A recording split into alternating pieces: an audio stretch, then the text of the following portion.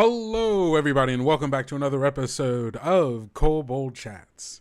My name is Kendrick or Kendo, whichever you prefer, and it is Friday once more, the end of our week, somewhere in the middle of our day. Maybe you're at home, just hanging out. Maybe you're eating lunch. Maybe you're still at work. Regardless of which it is, I'm glad that you are here with me doing one of my favorite things, talking about TTRPGs and Kobold Press. Whew, we are getting so close to Kickstarter time. It is, I've been doing my interviews for Scouting Party, so you best believe I'm going to have some videos for you diving deep into the Underworld, because this book is it's going to be really good, guys. It's going to be really good. Every time I do one of the Scouting Party series for one of the books, I always have a general idea of what that book is going to be, because they give me the pitch, I get to see the art. I have an idea, but I don't really know what's in the book until I start doing the interviews. And these past few, just talking about the subclasses, the heritages, the monsters, right? Getting into the real meat of it has me incredibly excited for this book in a way that I didn't think I was going to be. And I can't tell you all too much yet, but what I can tell you is that's going to be real cool. So yeah, it's going to be really good. I'm really excited. Kobold Press's take on the Duragar and the Drow, both pretty good. You always get a little nervous depending on what are people going to do with this? And Tales of the Valiant kind of knocks it out of the park. Very excited. You reviewed Sasuke and Encounter, which, right, they tend to give the best. Yeah, so I interviewed, my interview with Celeste is next week, because Celeste was the project lead for kind of all of the books, but specifically Underworld. And Brian was the lead for Underworld Descent into Darkness, the adventure book of it. But I also interviewed Richard Green, Rajan Khanna. I'm hoping to get some more in. We'll see. But it's pretty good. It's pretty good. Yeah, really excited. And of course, as always, when we get to that first week of the Kickstarter being live, we will do a little cracking open of the, gosh, my brain is just forgetting words right now. How's it going, Hawkeye? Nature, half a thought. Good to see you all, as always. Once we start getting into the Kickstarter period, we will be cracking open the preview of it so we can delve a little deep, and you can be prepared for what we're going to be talking about over the next couple of weeks from that during Scouting Party. Oh, yeah. Richard had so much fun. You'll be able to see it in the interview, but you could see Richard kind of squirming, he was super excited to talk about what he was doing. And same with Rajan. Every single person I've talked to so far has just been so excited about the stuff that they've been working on. So it's been really, really good. Getting to see them excited about this as well. Underworld was a project that I can tell every single person who had their hands on it was this is that, right? This was one of their favorite things. And I'm always happy to do Scouting Party, partially because I don't think designers always get a real chance, to talk about, their process and what they're working on and their inspirations. And it's I don't know. It's cool to let the people who make the thing, actually be able to talk about it. And I hope you all appreciate it as well, because I do it partially for me, but mostly it's so you all actually know what's going on. I do it for all of us. It's a win-win-win situation kind of here. So I don't want to waste too much of our time, because we got some finishing of this thing to do. So obviously we got some stuff we're going to talk about, and I'm going to let Jiro take it away. All right. So as always, we have to, I just got to let you know, you got, oh, no, that's not the right one. What? Why is this not working? Oh, I know what happened here. There we go. Bada bing. Haha. We have to talk about Underworld. If you haven't already signed up to get notified, please go do so. Looks like we are over 2,100 people who have saved this Kickstarter, and I'm sure many of you out there are one of these 2,100. So thank you so much, as always, for helping us get the hype train going. Because this is going to be real nice and juicy. You can tell over here we've already given you a little bit of what's going on. And new to the Kickstarter page, I noticed this, like, I want to say yesterday when I joined, when I opened up the page, that we are also talking about our Underworld Survivors Kit, which is going to be a physical, like, box of handouts and things that go with Underworld Descent into Darkness, our the adventure companion to Underworld. And so this will be all of the handouts, some character sheets, little tokens and stuff, everything you need to do Underworld Descent into Darkness, but a nice little kit all for yourself. And one of the big things, I think I could talk about this. Yeah, I can't talk about this because you can see him on the cover. That, let me zoom in here in case you can't tell what's going on. We got this little kobold going on here, and this kobold might look familiar because that's our boy down there. That's Jiro. Jiro is in Underworld Descent into Darkness, and not only is he in it, he is a primary character. He's gonna be in a lot of this adventure, and you're working with Jiro. I want you to think about that. You get to work with Jiro. It's gonna be good. It's gonna be real cool. Yeah, the follower count did go up because I think last time I looked at it, it was at like 1,700. So over over 400 people, or around 400 people, have joined since the last time I looked at this. So thank you all so much. That's why we do it. The Jiro reveal. When I was talking with Brian with it because obviously he was the project lead for that particular book, and it's going to be good.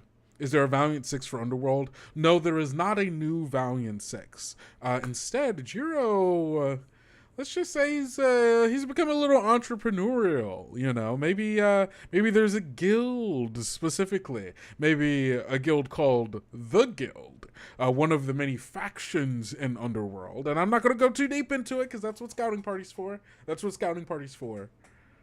you can have Jiro in your game as well as the guild.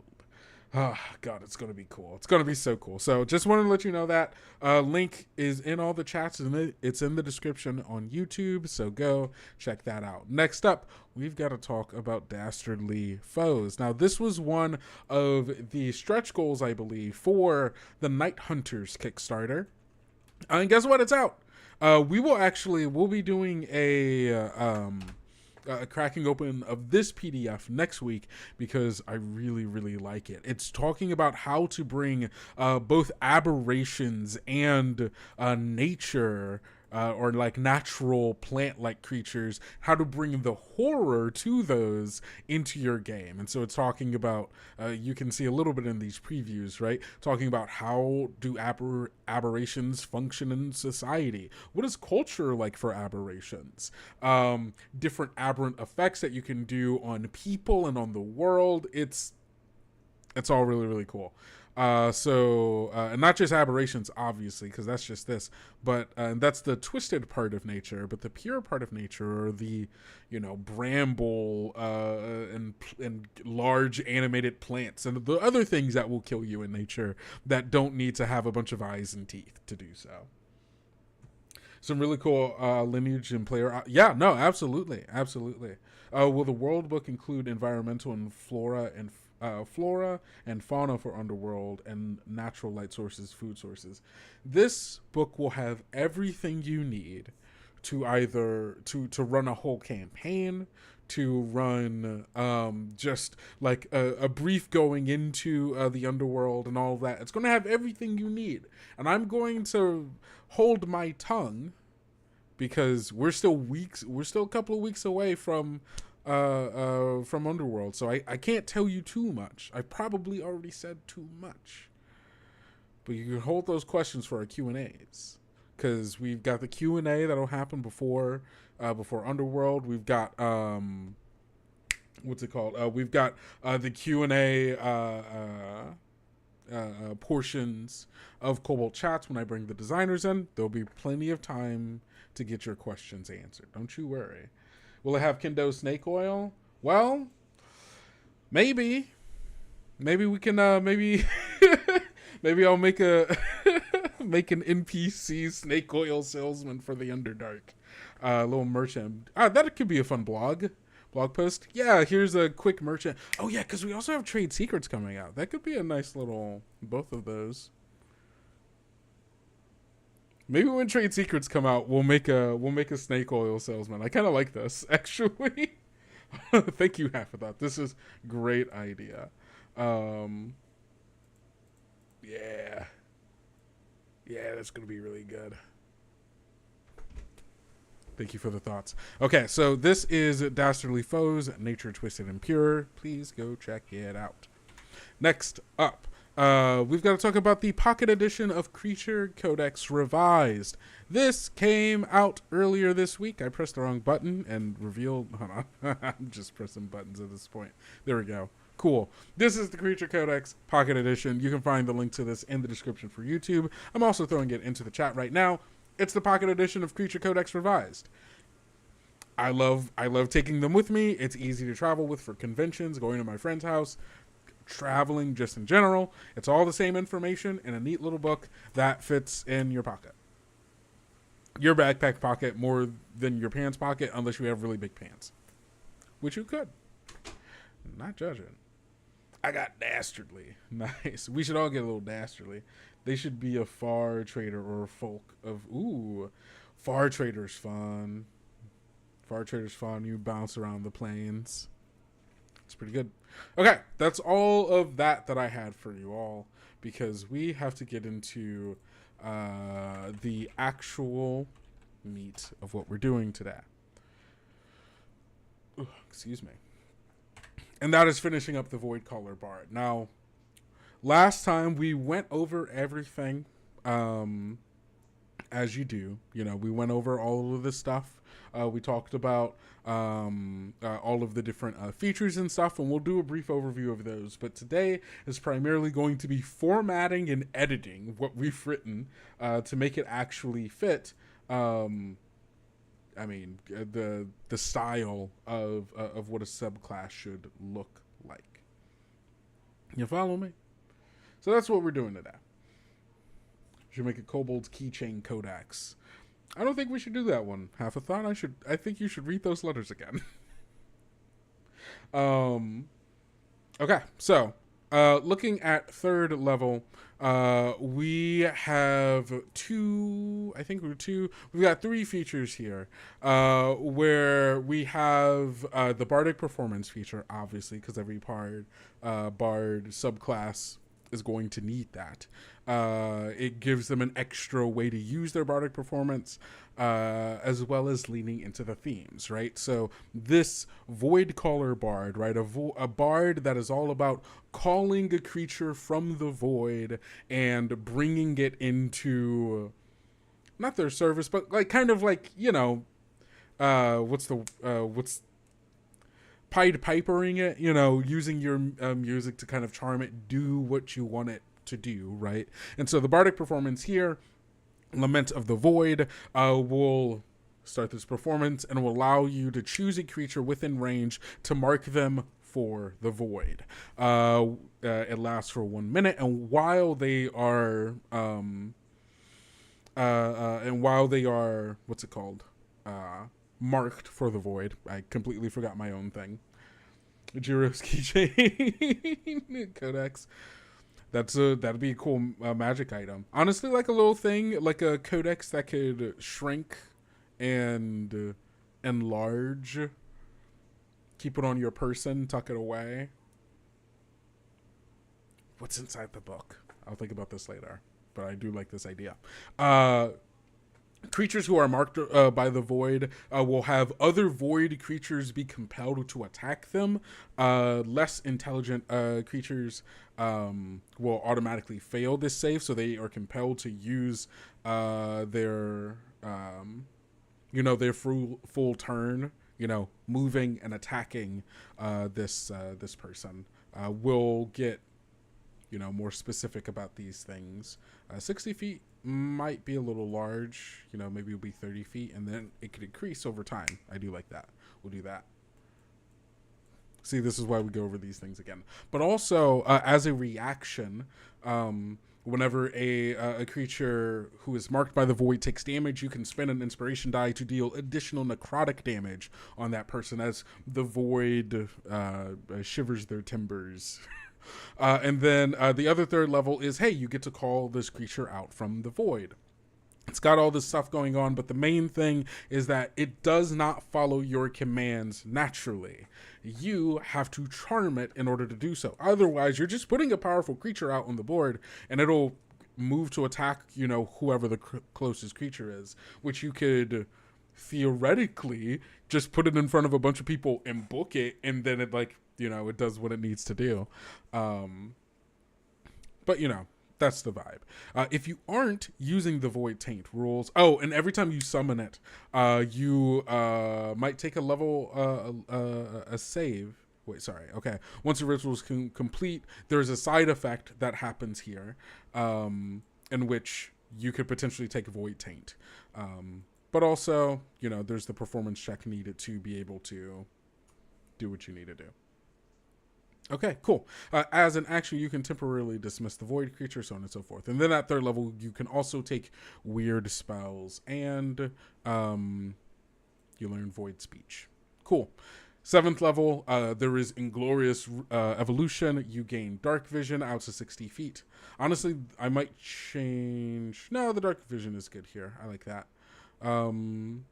You have advantage on saves to resist gaining levels of Void Taint. This just helps you with the previous thing. You bond with the Void creature has deepened.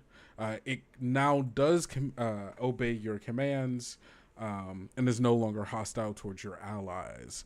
The Void creature also has new options from below because it evolves alongside you. What's the range for placing the summoning? 30 feet. So you can place it in the middle of a bunch of people without needing to necessarily do it. But once those people are dead, right, then it's still around, and might attack your allies at that point. At 7th level, it gets one of these evolutions. Is this too much?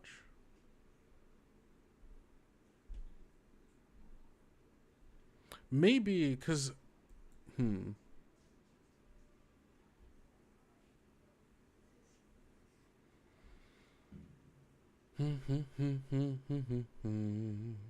I'm thinking that maybe because we had this at 7th level and then there was going to be another evolution at 15th level because I just kind of thought that was cool, but maybe that's too much, maybe at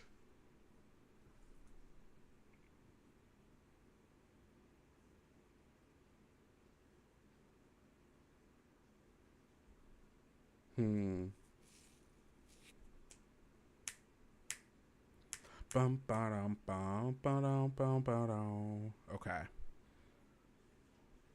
I'm going to move. So at 11th level, what you were supposed to get, right, is you can now begin to detect other creatures, right? Other void creatures and void rifts.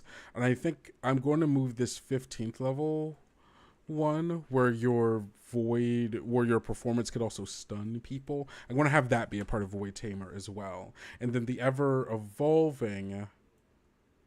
I'm going to move this option to level 15 as like a capstone one because I think that makes sense. You get that, and then boom, you get this. You only get the one because I think they were already pretty strong, so I don't know if it needed, more than that. So cool, and then you get to choose from one of those. Bing, baby, we did it. Easy. Okay, so the next thing here is, putting this in a format and obviously editing it so that it all makes sense. So we're going to open a new tab here. And the, title? Sure, yeah. Title for this is going to be Void. Void Caller. It gets a little Can I put a line here? Insert horizontal line. Boom. Void caller. This is where there's going to be a little description. Description of the subclass goes there. And then we need a table here that says void caller progression. This is a 2 table. Nope, not a chart table. There we go. I think it's just 2, right? 1, 2, 3, 4, 5. Yeah. 1, 2, 3, 4, 5, 2. Awesome. This is Bard level. And then this one is features. Some of us may be watching from a phone, so cutting and pasting without saying a bit. Yeah, no, that makes sense. That makes sense. Can I zoom in here? Cool. So basically, I'm truly just laying out the format for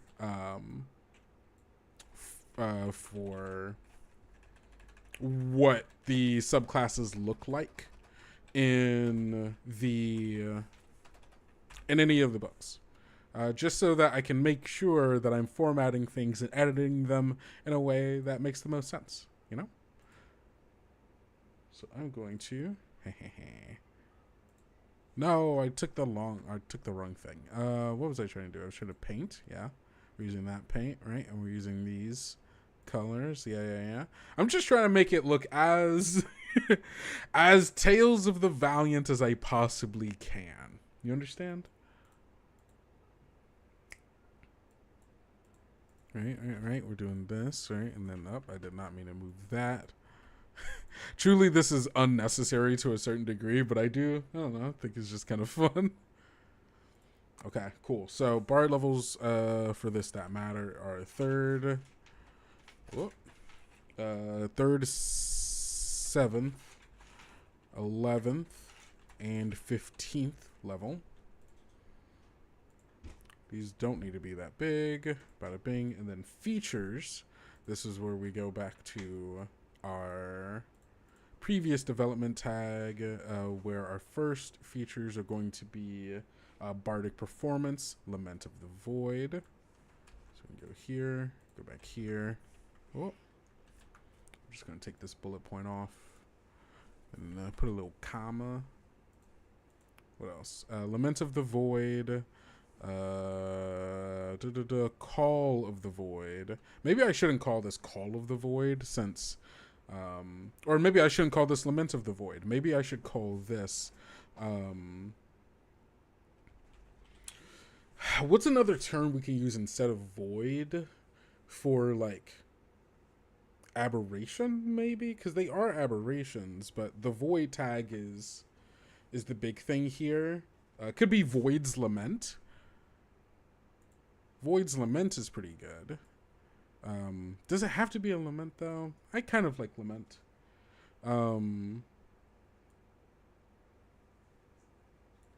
Yeah, let's go with Void's Lament. Ooh, no, because the Abyss is for demons, and that's like a specific, like, ontological thing about the world, right? Is that the Abyss is a place where demons are, which is separate from the Void, which is another specific place. So we'll go with Void's Lament, and then we'll go with Call of the Void. And then what's the other one? Call of the Void, and then Tainted Lore.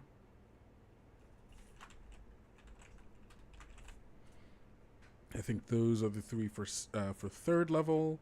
And then we have 7th level is Inglorious Evolution. And maybe that will have a different name at some point, but that's what it is right now. So that is 7th level. And then 11th level, we have Void Tamer. And then after Void Tamer, we have Ever Evolving. Maybe this should be Inglorious Evolution. And then this one should be just name-wise, not feature-wise, obviously.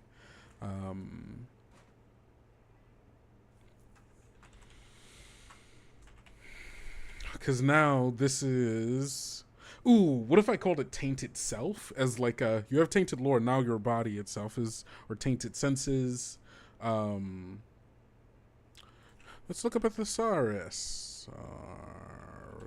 Yeah, let's go to thesaurus.com. Right, we're just going to look for words that are like void. The noun. Emptiness, want. Adjective, empty. Okay, emptiness, that's a good one. Emptiness, vacuum, gap, chasm, vacuity, blank, lacuna. Is that lacuna or lacuna? Unsure. Synonyms, abandon. Oh no, I'm looking for noun, not adjective. Noun. Show me the noun. There we go. Null. Ooh, null is good. Avoided, bad, dead, negated, avoided. Those look like... these are also adjectives. I'm looking for the noun. Emptiness, want, blank, gap, vacuum, blankness, cavity, hole. I do kind of like null.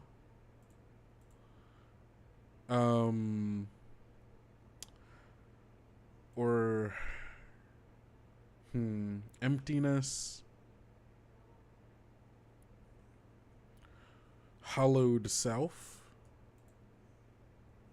hollowed, because what is 7th? So the 7th level one is the time that you've spent with the void crawler has exposed you to the corruption of the void, and you find yourself more attuned to its influence. So this is about it changing you. Which I like this more than more without the addition of the evolution of the creature, because this is about it affecting you, and eventually you will help grow this other thing as well. So I do kind of like that. I want to say then a lacuna stigmata. What a wonderful lacuna stigmata. What does the word lacuna mean? Specifically,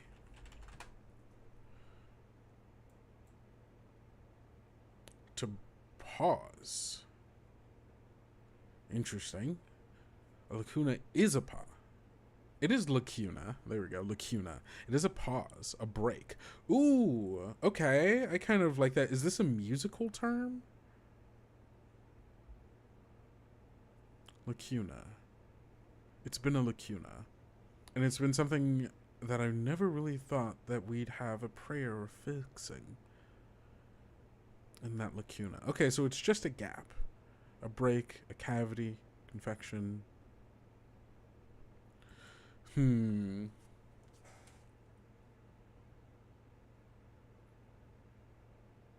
Let's go with...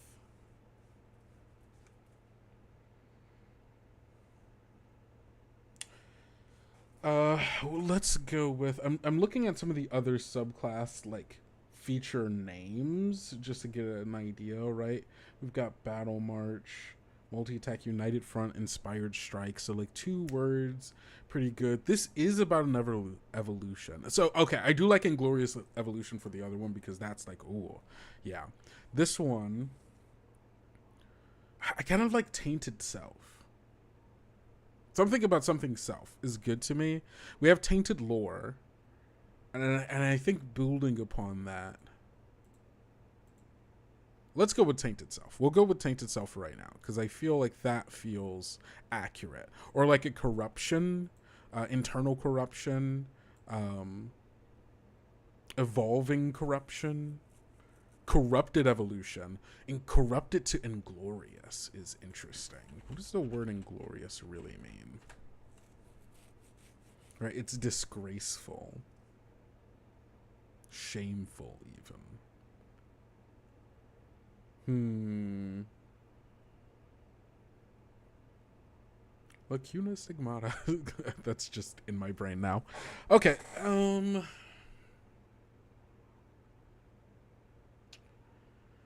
right now, I'm looking at tainted self. Corruption of the self, also a good name, I think.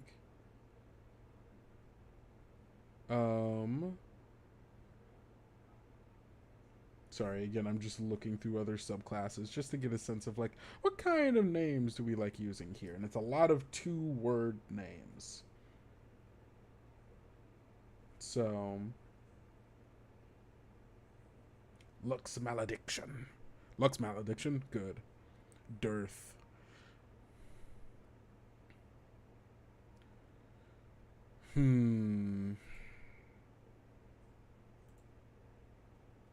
Let's... Yeah, I'm putting it at Taint itself right now, just in case.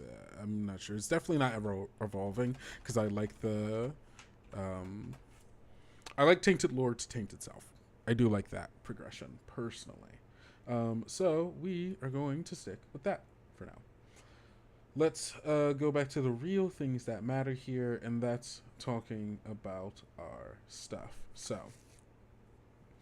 the first thing here, we will have a thing that says Bardic Performance.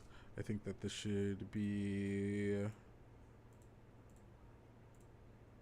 14 here, right? We could put this, make this, that's already bold. We're gonna make this blue because I care about this. And then we are going to update heading 3. No, this should be heading 2, I think. Cool. Awesome. All right, cool. And then under that, so we have a 3rd level void caller feature. Perfect. And then under that, we have the actual thing. So for a bardic performance, it's always you gain the following bardic performance option. And then I'll make another thing here that is bardic performance voids lament. Now, I don't think this actually has to be bold. Instead, we'll just also make it blue. Or this might be the heading 4 I was thinking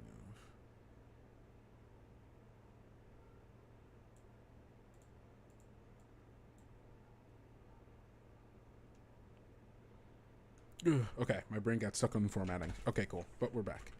We are back. So I'm going to go back up and I'm going to copy and paste what we have here, and then we're going to do some editing to make sure that it actually makes sense within the format of Tales of the Valiant. So, bada bing. When you use your bardic performance feature, okay, cool. So usually I'm going to pull this up to show you all what I'm looking at. Because I'm just looking at the lore. Ooh, solitude would be a good word in the thing. Solitude's pretty good. Tainted solitude. It's not bad. So looking at this, and I will look at another one as well to just see like what's the kind of vibe of these bardic performance options, because I think generally there's like a sentence before that's like, hey, here's a vibe for the thing that you're doing, so on and so forth, right? Cool. This one's at 2nd level. When your bardic features is active, your allies can choose. Okay, cool. At 2nd level, when you gain this feature, you gain a special reaction. Okay, cool. You gain this option. Okay, cool. That's fine. So let's go back to this. You invoke songs and stories of legend to inspire your allies to new heights of heroism and to intimidate your foes. When you use your bardic performance feature, choose strength, dex, con, and wisdom while your performance lasts, so on and so forth. Okay, cool. That's the stuff that they get to do, right? In victory, when you use your bardic performance feature and as a part of each bonus action. Okay, cool. So we'll do maybe like a little sentence up front, but we'll figure this out first, right? When you use your bardic performance feature, choose a creature within range that can hear you and mark them for the void.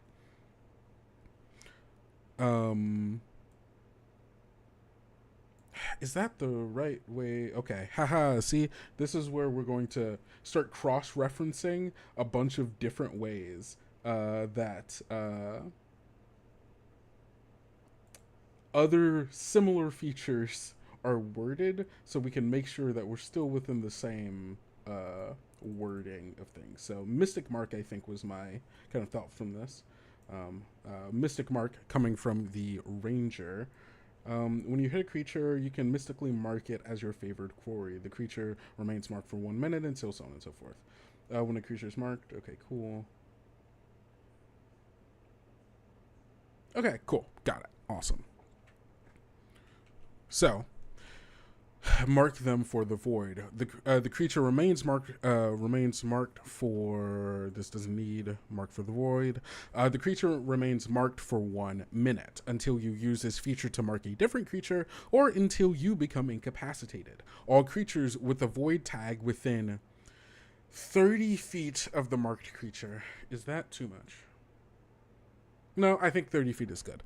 All creatures within 30 feet of the all creatures with the void tag within 30 feet of the marked creature are compelled to attack them. Void creatures are compelled to attack them. Is there a way to say that they must are compelled to attack them and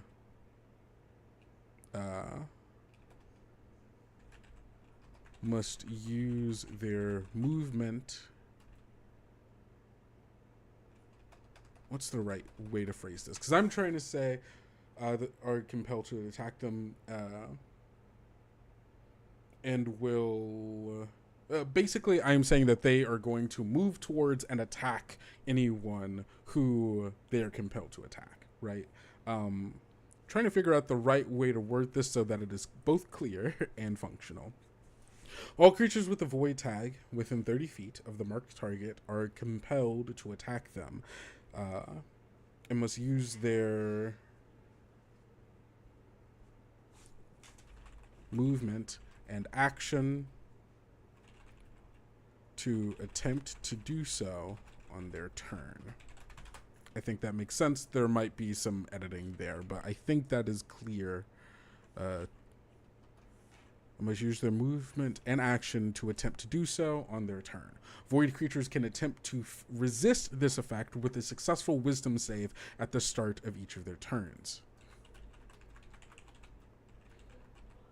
Void creature. Oh, okay. I do need to...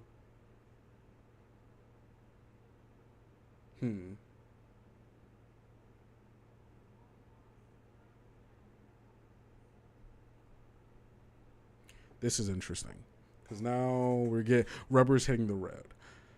Let's see. I'm going to separate this just so my brain isn't stuck on that wording. The main thing here is that at the start of each of their turns, void creatures within 30 feet of the marked creature must succeed on a wisdom save or be compelled to... Okay, I like that better. Okay, cool. Or until you become incapacitated. All creatures with the void tag. All creatures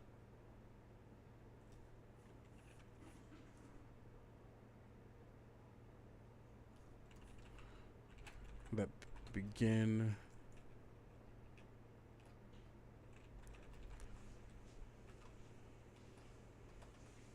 Okay, all creatures with the void tag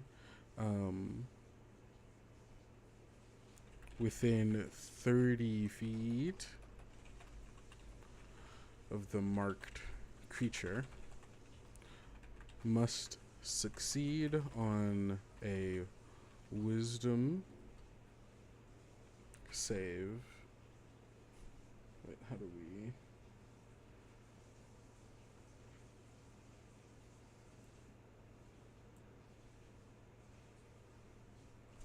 Sorry, I'm looking up. just any other ability that goes against someone's thing, because my brain immediately forgot how things are written. And this is why we look up stuff and use them as a reference, so we can make sure that things are consistent. Is there any, I need any ability. Any ability. It could be a spell even, that has a saving throw that is a part of it. Pretty please with sugar on top. That is all I desire. Model it like Turn Undead. Turn Undead is a good one. More so for, yeah, Turn Undead is good. Because that has a save with it. Manifest Channel Divinity. Turn the Profane. Yeah, this works. Okay, it's just whiz save. Okay, it's just saying whiz save. Okay, cool. Must succeed on a whiz save, or be compelled. Maybe charmed?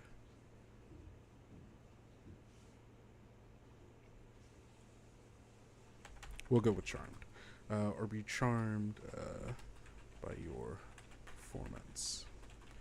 This charm ignores resistance and immunity.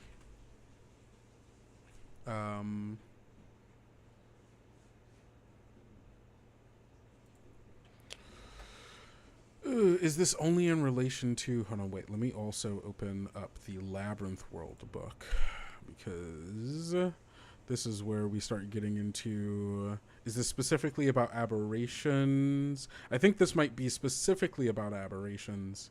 Let's open up the World book. Pretty please. Yes, indeedy. Monsters of the Labyrinth. Gonna open this up again. Bada bing. I just need any... like a voidling or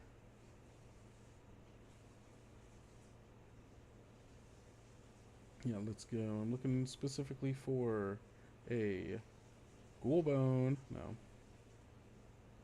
Void giant. Nope, that's magic resistance. Nope. Tomb guardian. Ratatosk. No, I'm looking for a voidling. Void might. There we go. Aberrant resilience is what I'm thinking of.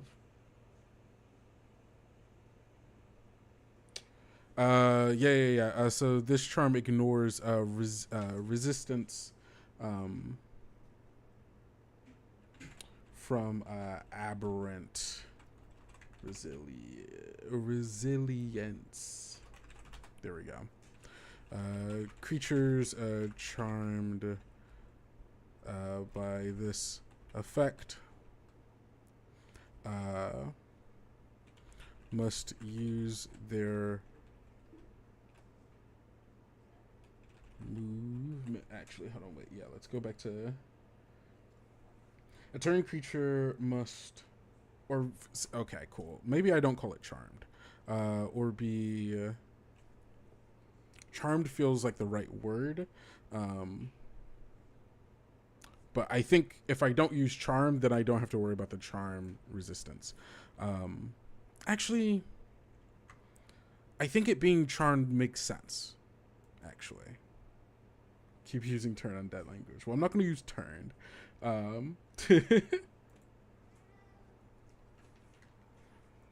But yes, I think you were correct that turn undead is probably the best one here. On its turn, it can only use the... Okay, yeah. Cool. Creatures charmed by this, charmed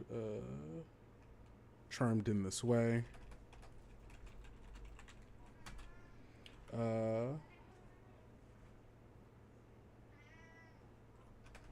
Are compelled to attack the marked creature. On its turn, it can use only the dash action or other, or sorry, no, it can only use its action, and movement. Okay. Only use its movement to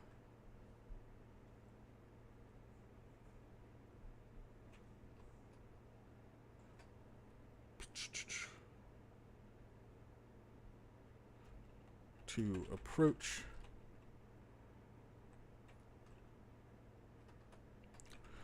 movement and action to approach and attack the marked creature. There we go. I think that feels right. If the creature fails its save, it must move as close to the void caller. Well, it's not move as close to the void caller. It's moved as close to the marked creature. But the creature fails it. But yeah, no, that makes sense. I think that's actually a better way to write this than I am saying.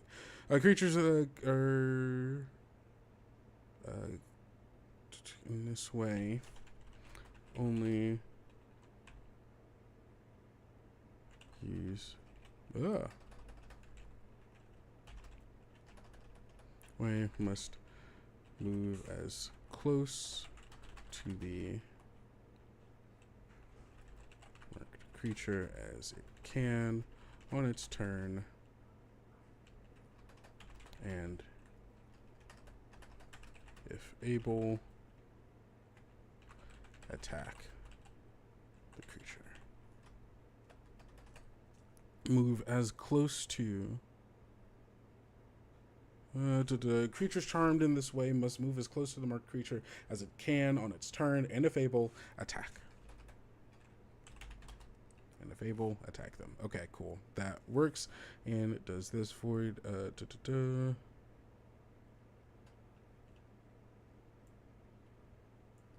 Okay, cool. I also have a creature with an intelligence mod of -4 or less automatically fail this save, which is going to go here.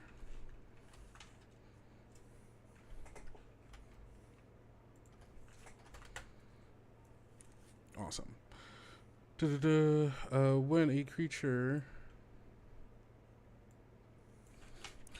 the marked creature takes damage from a source other than you. No, actually, it doesn't have to be other than you. When the marked creature takes damage, you can use your reaction to expend a bardic inspiration die to deal additional necrotic damage equal to the number rolled. As a part of the bonus action used to maintain your performance, you can choose a new target to mark within range. Dope. I think that is everything I need about the Void's Lament. Automatically fails to say. Okay. When you use your bardic performance feature, choose a creature within range that can hear you and mark them for the void. The creature remains marked for 1 minute until you use this feature to mark a different creature, or until you become incapacitated. All creatures with the void tag within 30 feet of the marked creature must succeed on a wisdom save or be charmed by your performance. This charm ignores resistance. I'm going to say, rather than all creatures within 30 feet, all creatures with a void tag that start their turn or move within 30 feet of the marked creature must succeed on a wisdom save or be charmed by your performance. This charm automatically ignores resistance from aberrant resilience, and a creature with intelligence mod of -4 or less automatically fails this save. Creatures charmed in this way must move as close to the marked creature as it can on its turn. Hold on, I'm just gonna move this. Move as close to the marked creature, and if able, attack them on its turn.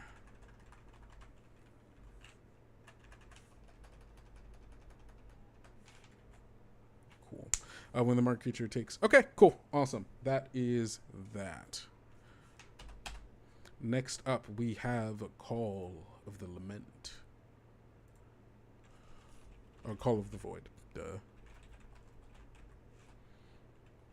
This.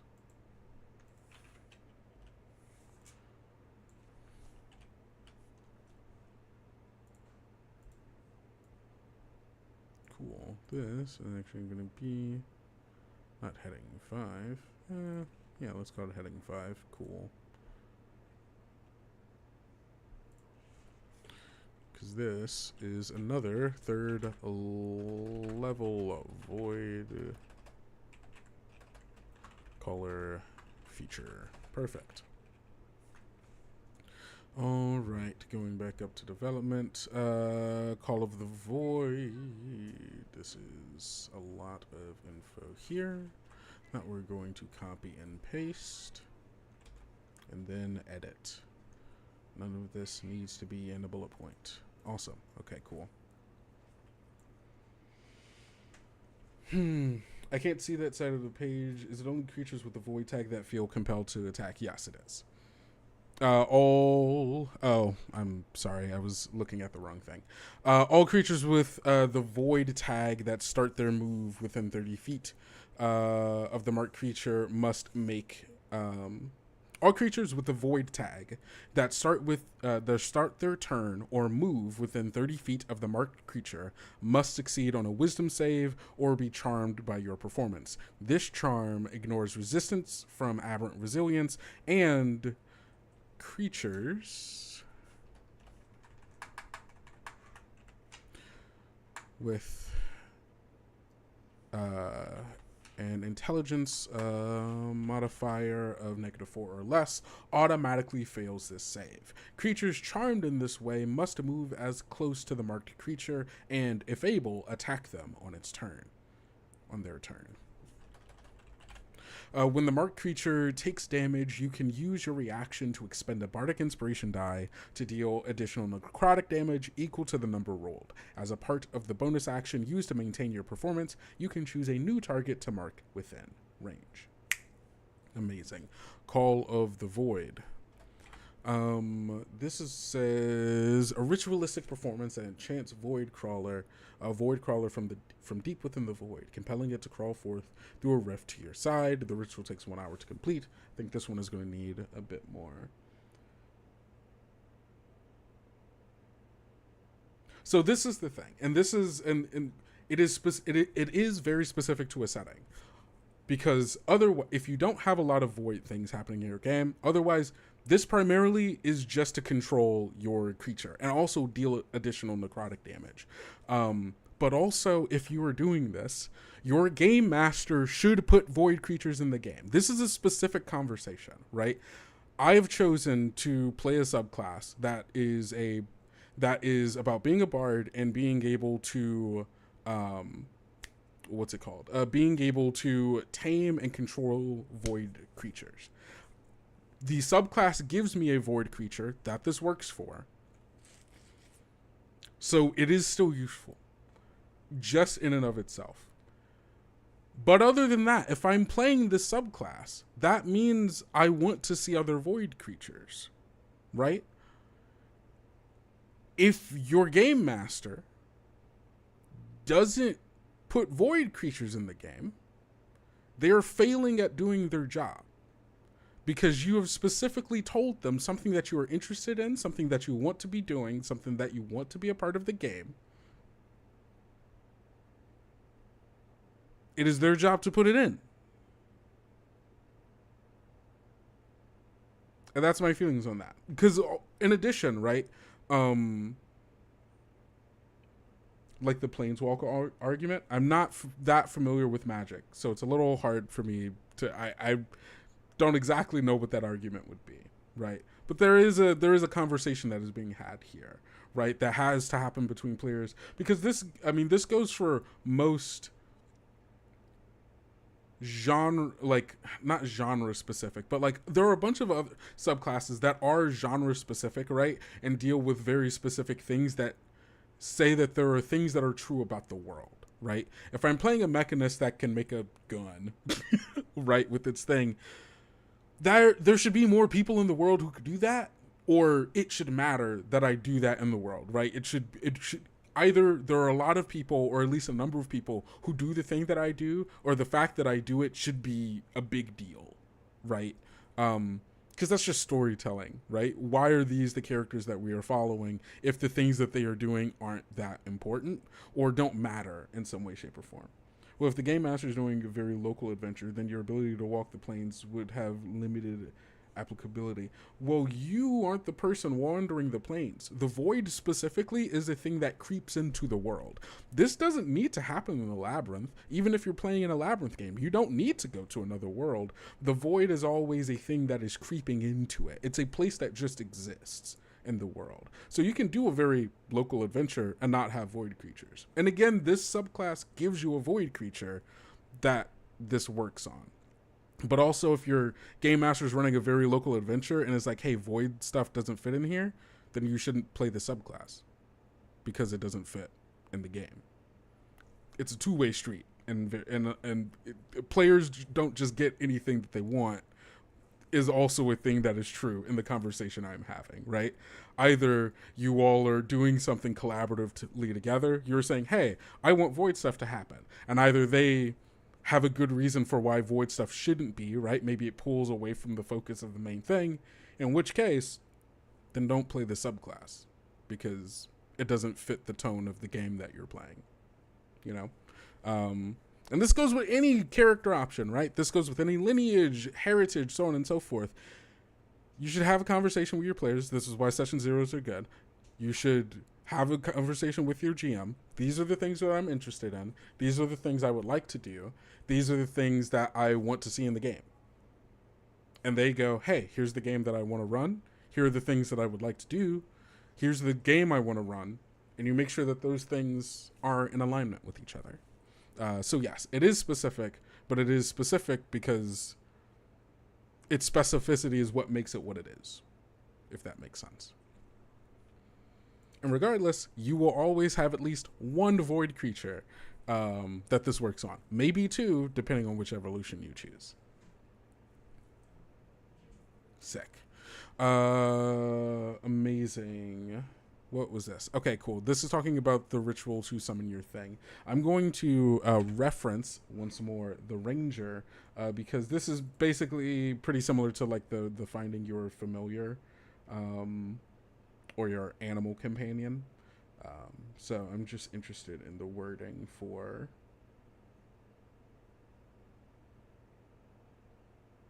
nope. Heroic boon. Nope. Beast spirit. There we go. Okay, it's you learn a ritual. That's okay, cool. That's the part that I need, right? I will be right back. I do have to do something. But I will be right back. Give me like 5 minutes. Excuse me. And then we're going to do this Call of the Void. So go grab some water, do what you need to do, and excuse me, I'll see you in 5. No, I pressed the wrong one again. I pressed the one that said we're leaving, but that's not what's happening. There we go. Okay, cool. I'll be back.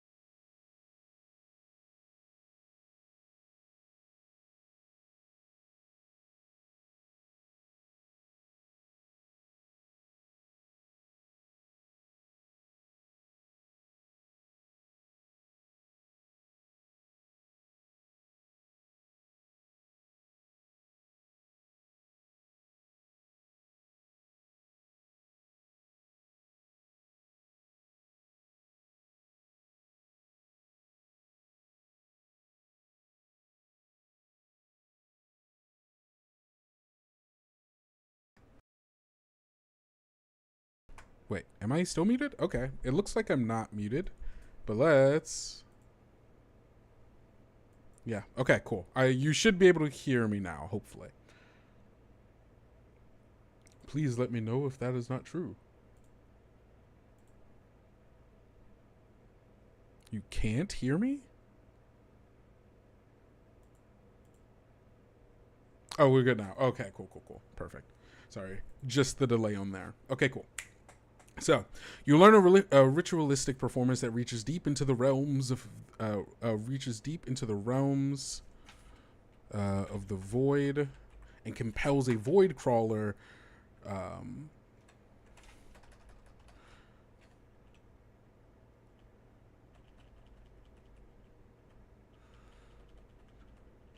to I don't want to say a void crawler to crawl, because obviously that's what they do.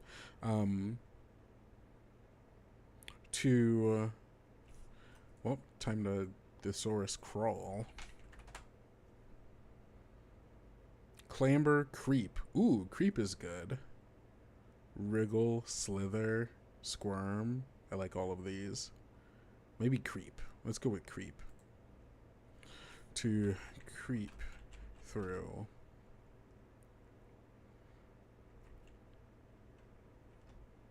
Ooh, to terror.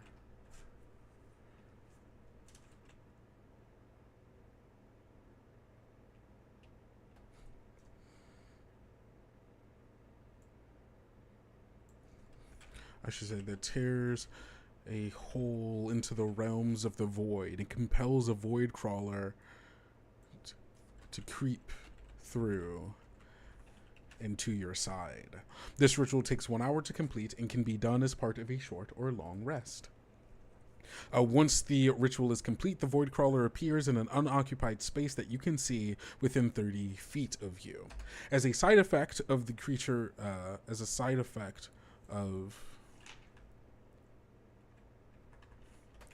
closing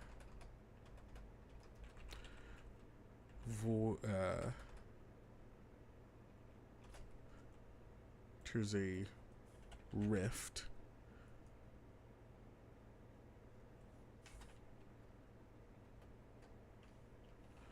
into the... Once the ritual is complete, and the rift closes behind it. As a side effect of the creature making an... as a side effect of the ritual,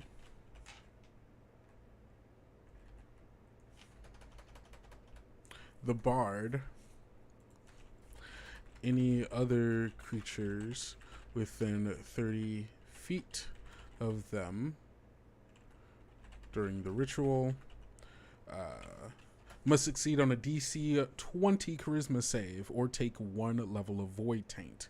If you aren't using the void taint rules, you instead gain 1 level of exhaustion. The save counts as being exposed to the void, restarting the time needed for recovering from void taint. The void crawler is friendly to you, but is not inclined to obey your commands. In combat, the void crawler takes his turn immediately after yours and will attack the nearest creature in combat unless you use your bonus action to attempt to command it with a successful charisma performance check. The DC for this check is equal to 20 minus your spell bonus. As an action,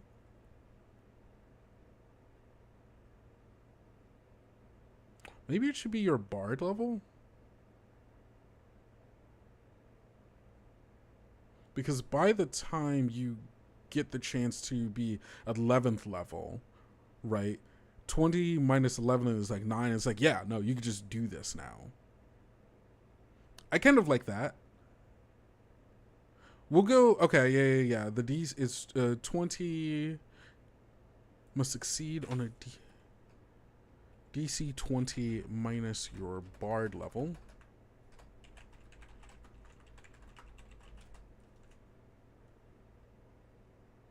Is there a better way to say this?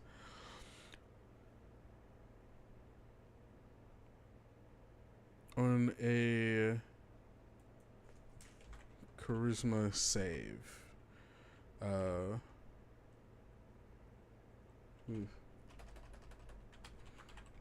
And DC is equal.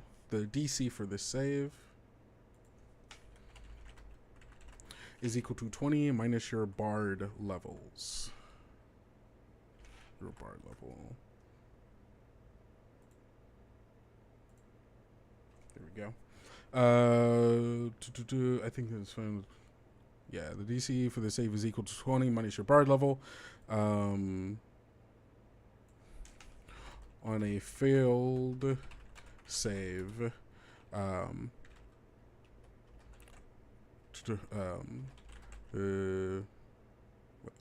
a failed save, the creature takes 1 level of void taint.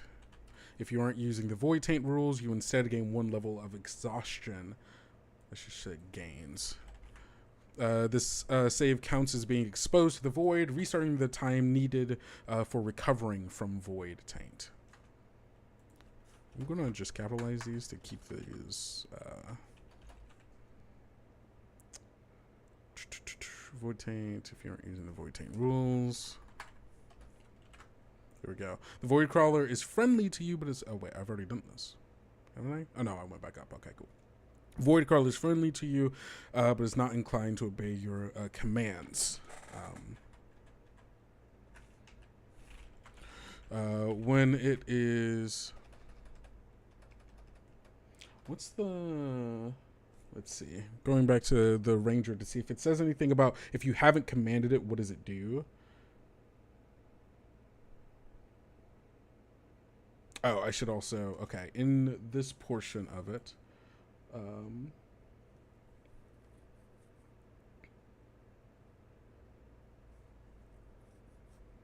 has the so for here the beast spirit has the ability to understand one language of your choice that you speak. Oh yeah, okay, cool. I'm pretty sure for the creature I wrote, I'm gonna have to open up Milanote again because I remembered. What were we doing? We're looking for game design. Tales of the Valiant. College of Void Calling. Haha. This... Okay, it should understand. So it does understand void speech. Okay, cool. The void creature is friendly to you. The void crawler has the ability to understand void speech, but cannot speak it. And you can understand your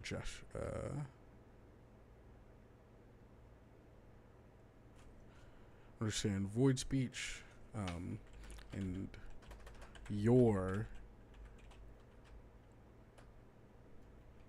and simple gestures made by you, but cannot speak in return. Oh, maybe part of the... Oh, if it can learn to speak over time, that's pretty good. Made by you, but cannot speak in return. If you don't issue any, it takes the dodge action. Oh yeah, that's true. Well, it should not just take the dodge action, because what it does is it tries to attack people. Like, it is not a passive creature in the way that beast spirits are, you know. The beast spirit is friendly to you and your companions. Yeah. The void creature is friendly to you, but is not inclined to obey your commands. It's not, but is hostile towards your companions. And is not inclined to obey your commands. In combat... Oh, but you can understand. Yeah, thank you. In combat, the void crawler takes its turn immediately after yours. If you don't issue any commands and it isn't compelled to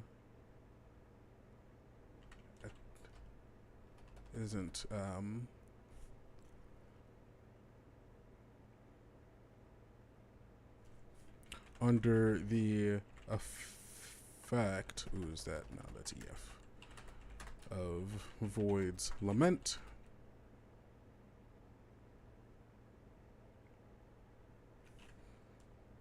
of your Void's Lament feature,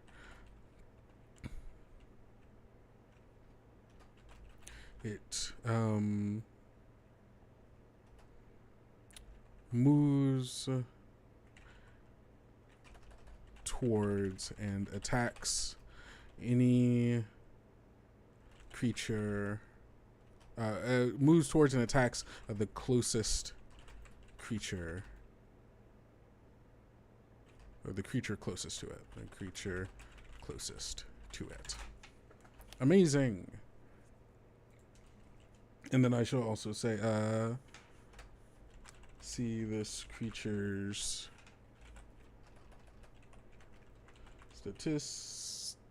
statistic in the Void Crawler stat block, which uses your PB in several places.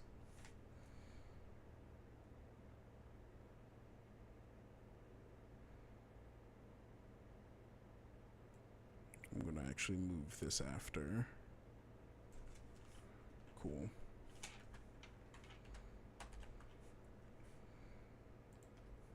There we go. And then as an action, you can temporarily dismiss the Void Crawler. It disappears back into the void where it awaits.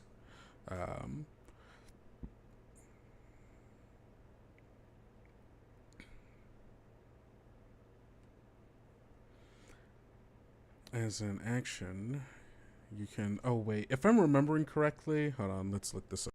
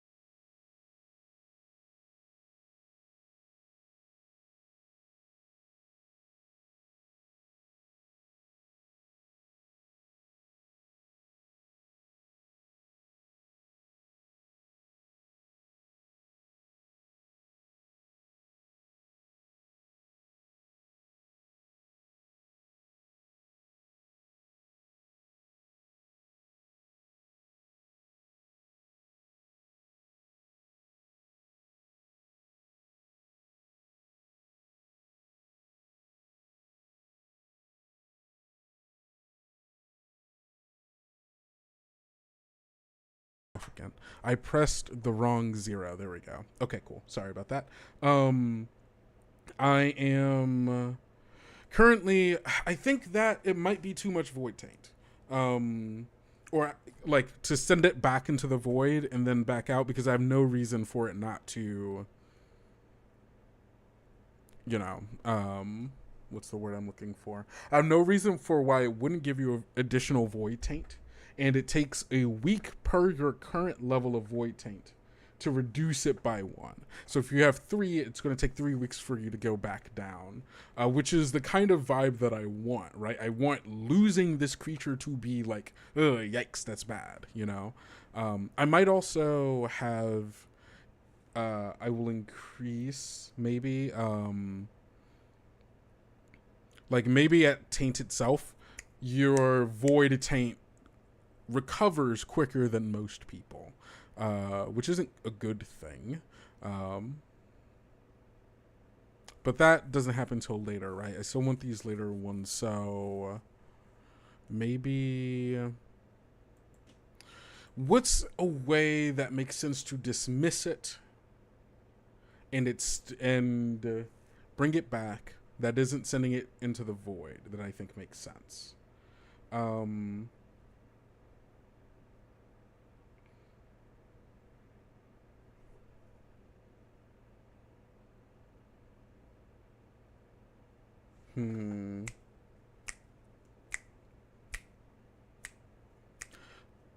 If a creature attempts to save, yeah. Maybe my thoughts right now are that if a part of like you learning this ritual to bring it, like you've also learned as a way to like capture it in something.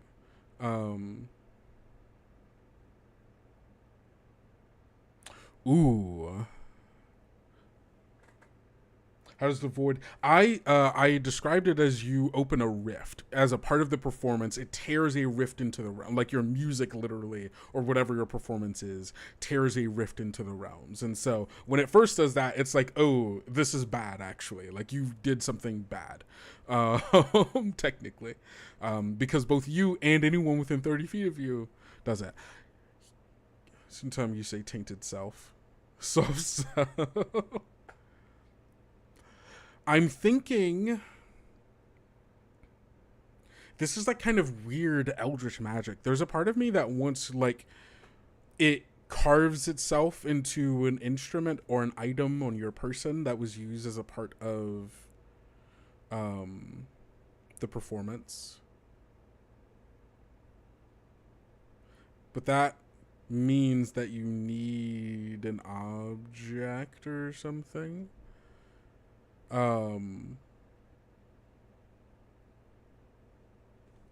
Let's say this as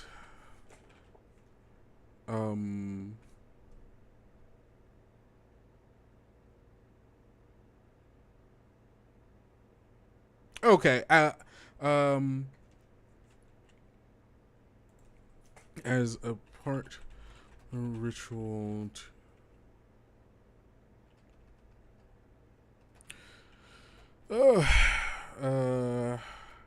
as an action, you can temporarily dismiss the void crawler by what's the word I want to use? Trapping is not the right word, but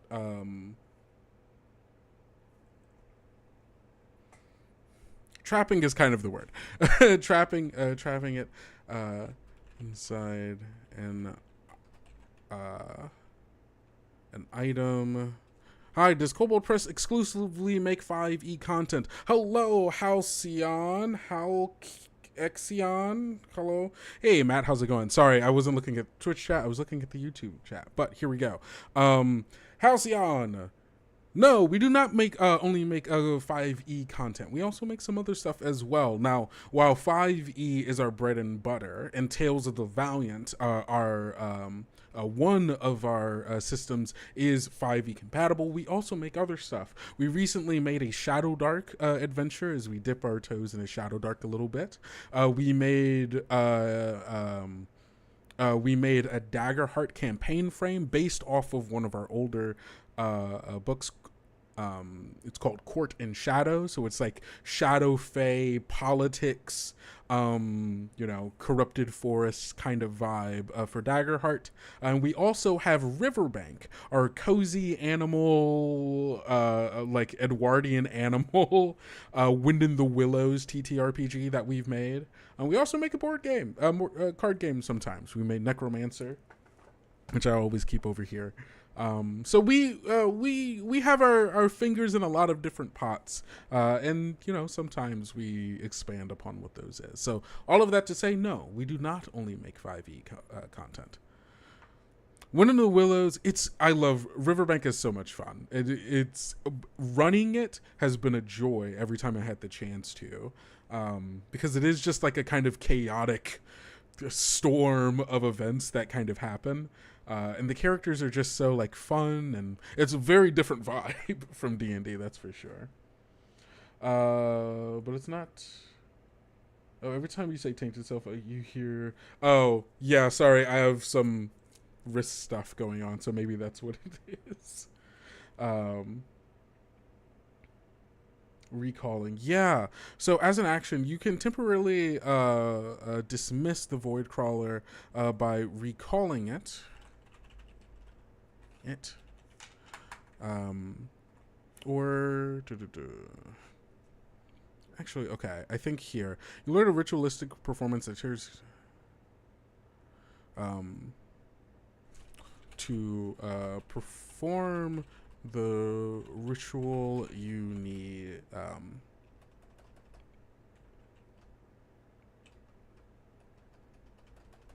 performing the ritual requires a musical instrument or other handheld item. I misspelled instrument here, misspelled performing. Item that you'll use to bond, that you'll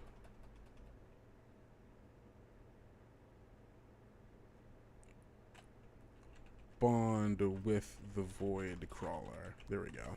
We'll just say bond for right now. Because then, as an actual, you can temporarily dismiss the Void Crawler by recalling it into the item you it's bound with.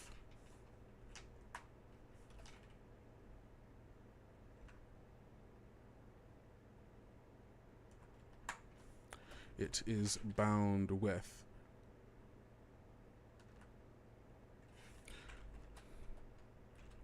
You need to have the item.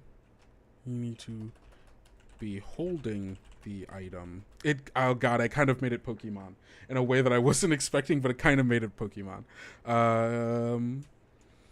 You need to be holding the item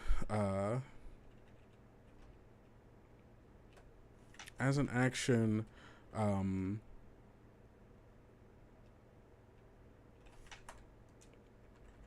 Oh wait, okay. When holding the item that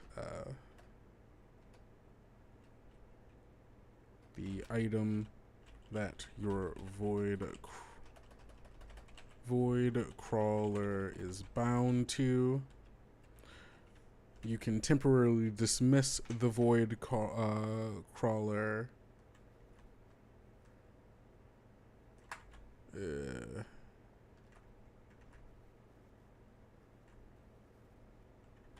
by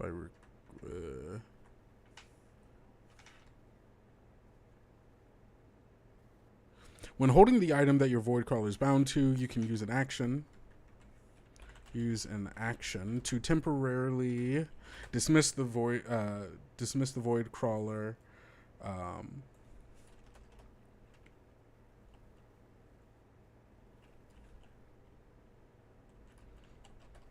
by calling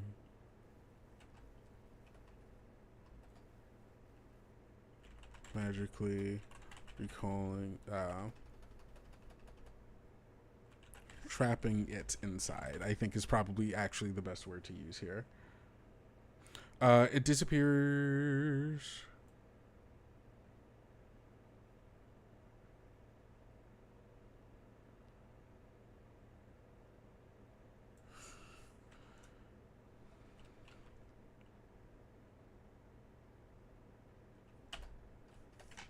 Dismissing the void crawler. You can use an action to temporarily dismiss the void crawler.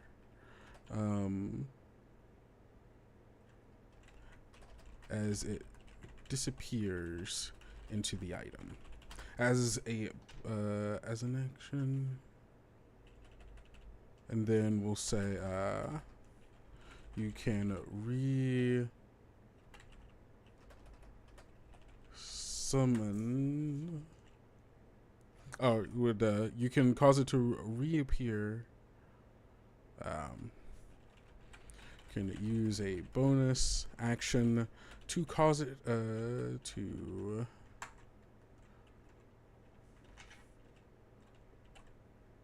call it to summon it into any unoccupied space within 30 feet of you. There we go. If the void crawler reaches 0 hit points, it disappears, its body melting into a dark ichor and seeping back into the void. As it seeps back into the void to reform.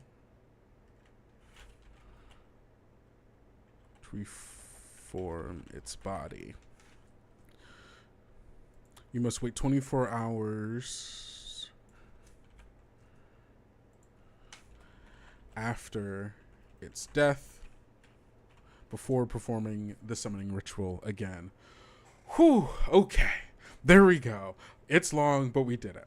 You learn a ritualistic performance. I'm not looking at the right page. Here we go. You learn a ritualistic performance that tears a rift into the realms of the void and compels a void crawler to creep through and to your side. Performing the ritual requires a musical instrument or other handheld item that you bond to bind the void crawler to. Bind the void crawler. It's like weird aberrant Pokemon. This ritual takes 1 hour to complete and can be done as a part of a short or long rest. Once the ritual is complete, the void crawler appears in an unoccupied space that you can see within 30 feet of you, and the rift closes behind it. As a side effect of the ritual, the bard and any other creatures within 30 feet of them during the ritual must succeed on a charisma save. The DC for this save is equal to 20 minus your bard level. On a failed save, the creature gains 1 level of void taint.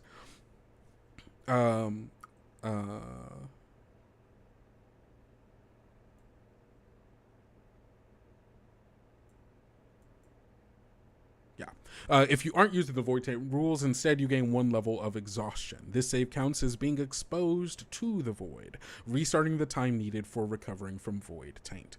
The void crawler has the ability to understand void speech and simple gestures made by you, but cannot speak.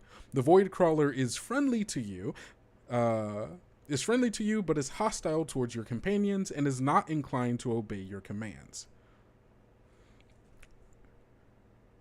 See this creature's statistics in the Void Crawler stat block, which uses your PB in several places. In combat, the Void Crawler takes its turn immediately after yours and will attack the nearest creature in combat unless you use a bonus action. Oh, wait, I already have this in here. And we'll move towards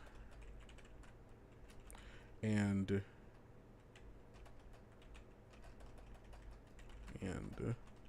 if able, attack the nearest creature in combat unless you use your bonus action to attempt to command it with a successful charisma check. The DC for this check is equal to 20 minus your... Oh, wait.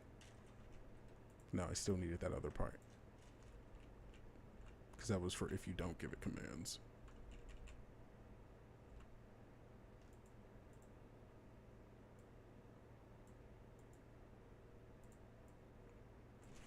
targets.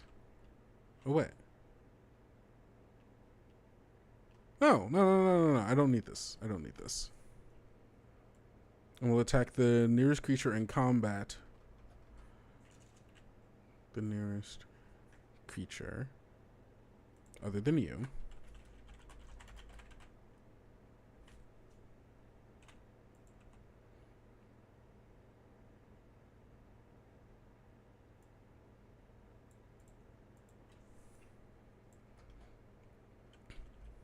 I'll say, Voidcrawler takes its turn immediately after yours and will move towards and attack the nearest creature, the creature nearest to it, other than you. Creature nearest to it, other than you. Unless you use your bonus action to attempt to command it with a successful charisma performance bonus. Move towards and attack the creature. Cool. Performance check. The DC for the check is equal to 20 minus your spell bonus. When holding the item that your Voidcrawler is bound to, you can use an action to temporarily dismiss the Voidcrawler as it disappears into the item. You can use a bonus action to summon it, to re-summon it. While it is temporarily dismissed, you can use a bonus action to resummon it to any unoccupied space within 30 feet of you. If the Voidcrawler reaches 0 hit points, its body, it disappears.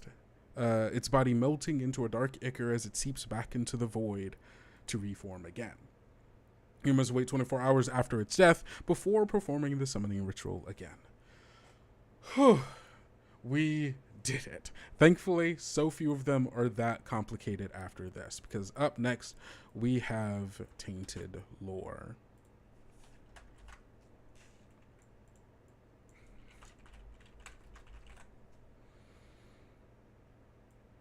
Hello, Mithra. How is it going? Right now we are working on finishing up a subclass for the Bard that we've been working on for a little bit here. And you know, we've finally done all the design for it. Right now it is just actually putting pen to page and writing it all out.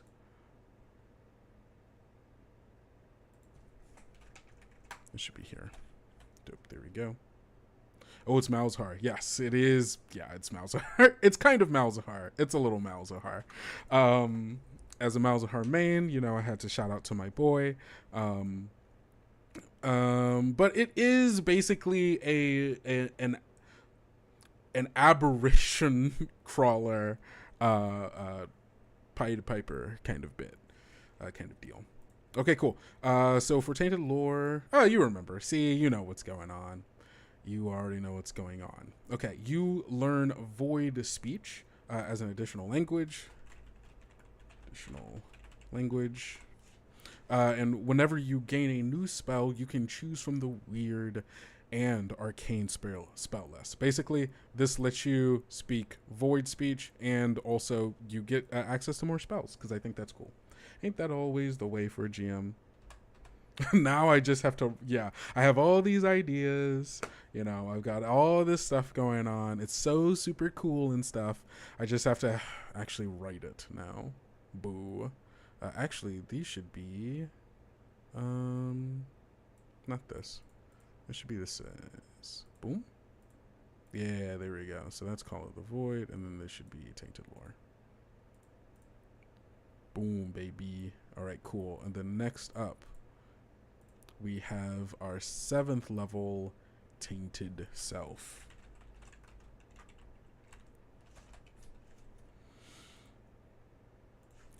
Which is a 7th level Void Caller feature.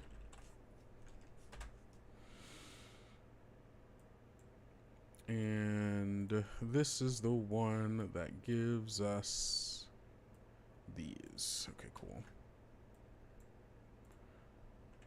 I'll read these out, obviously, but we just have to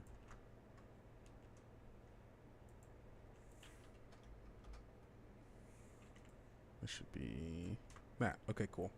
The time that you've spent with your void crawler has exposed you to the corruption of the void, and you find yourself more attuned to its influence. Does Kobold Press ever publish indie games or work with indie people?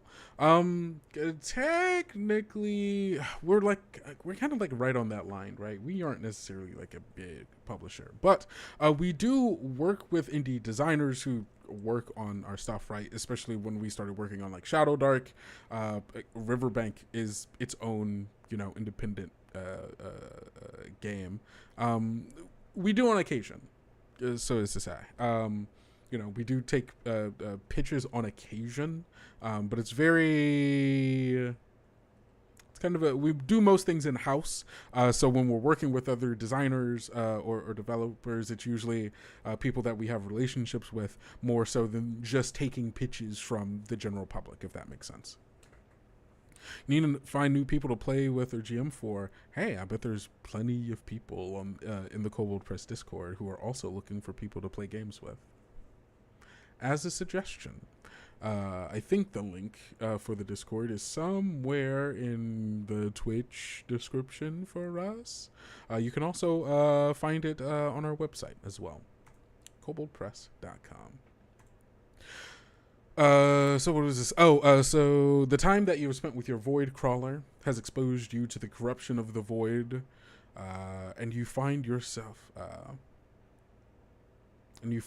more in tuned to its influence. So you gain dark vision out to a range of 60 feet. If you already have dark vision, its range extends by 30 feet. You have advantage on saves and ability checks made to resist gaining levels of void taint or exhaustion due to void exposure, which directly relates back to Call of the Void here. So 4 levels after you get it, you now have advantage on those saves that you are making. Plus, it's also getting a little easier. By this point, at 7th level, the DC for it should be DC 13. So not only, it's just easier for you now. Your bond with the Void Crawler has deepened, and it's has finally decided, has deepened to the point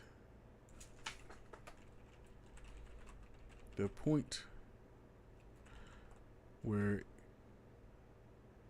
Ooh, okay, actually,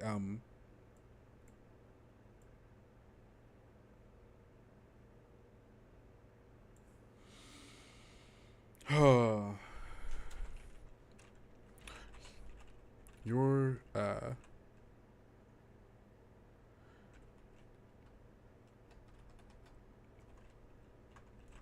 you gained,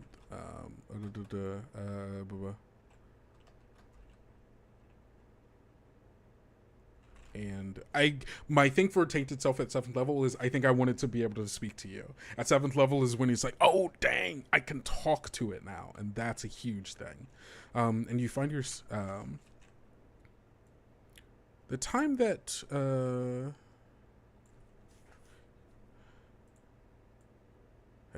exposed you has exposed you to the void's corruption.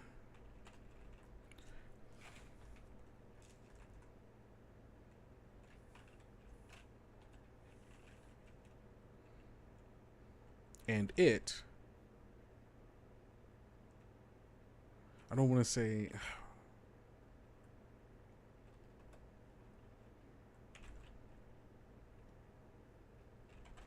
are beginning to feel its effects.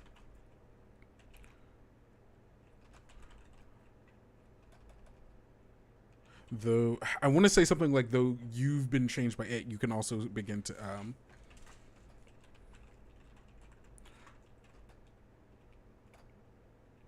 you've noticed.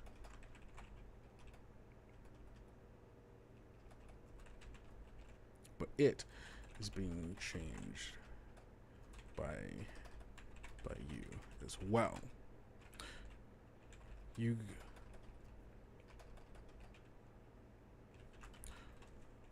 Void Crawler can now speak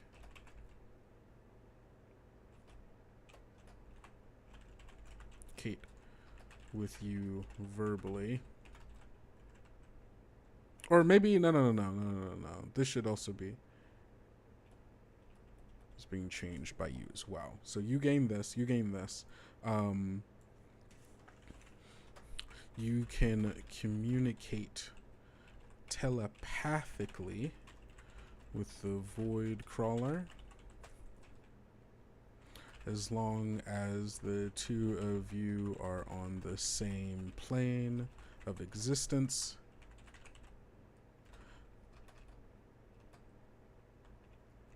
It no longer treats your companions as hostile and will listen to your commands during combat. Amazing. Cool. This is great. This is such a huge boon, right? You get dark vision or improved dark vision, you get advantage on saves, and you can communicate. You can finally communicate with this thing, and it no longer is trying to attack your friends. I think that's big dub. Do we want to sync talking with you having the strength of connection to the void that you're able to name the void crawler, and that naming gives it power of speech? I think I love that as an idea. I think I will leave that to the individual tables to be like, hey, what does this mean? How does this change happen? What is your relationship with this creature look like? Do you want that to evolve to like limited emotional telepathy but then full telepathic discourse? I think that will be another thing that I think when we get to the fully evolved version of it, I think I will allow that telepathy it can generally just speak telepathically with other creatures. I think that that's what that evolution looks like, of it can speak with you and like it's as intelligent as what it looks like, right? And like its intelligence is a -4 modifier. Are we editing? We are editing today because we have basically designed it. We're just editing. We're going through and listing it out. I think I might increase its intelligence to be not like -4, right? But maybe -2? Because what? That would be at least... -2 is like a 6 intelligence, which is what I think you need in order to speak. No, that's -3. -2 would be 4 or less. So maybe I'll make it -3. Your void creatures int modifier increases to... Well, the increase in intelligence is the thing that allows it to have conversation, I think. Oh, yeah. Oh, well, okay. Oh, I see what you're saying. No, I think you're right. Because it's still... You can communicate telepathically with the void crawler as long as the two of you are on the same... It isn't capable of complex conversations and struggles, or actually, hold on, okay.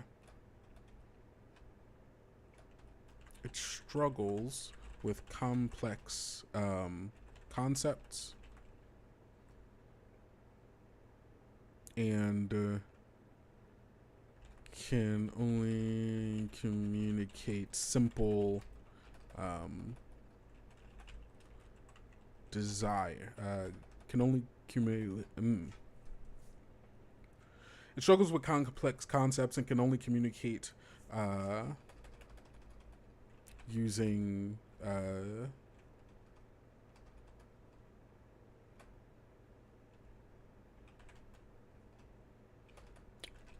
and only has a limited vocabulary to communicate with. It no longer treats your companions, and this leaves a lot of open space for GMs to determine what does limited vocabulary mean. Ooh, struggles with complex concepts and emotions is good. And has a limited vocabulary to communicate with. It no longer treats your companions as hostile and will listen to your commands during combat. Boom. Great thing here. I'm just going to copy and paste this because that'll be easy, because this is 11th level, and this is where we get Void Tamer, which I'm just going to put on the next page. Cool. And then Void Tamer is here.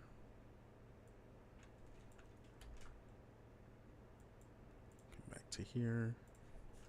Boom, bam, bow. Bada, ba, boom, bow.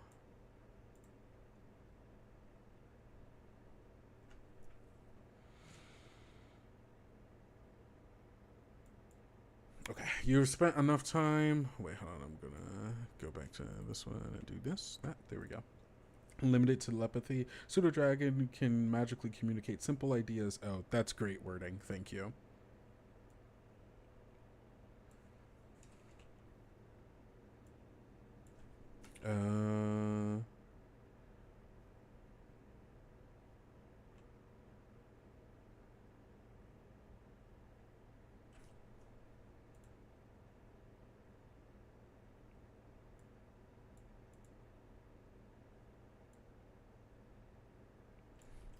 You can communicate with the Void Crawler telepathically, as long as the two of you are on the same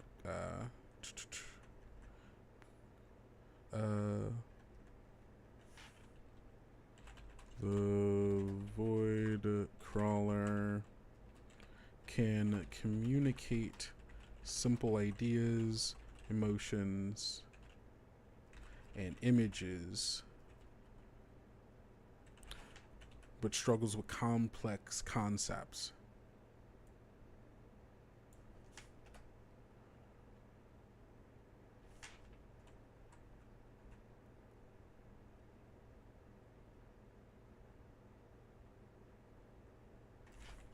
And commands.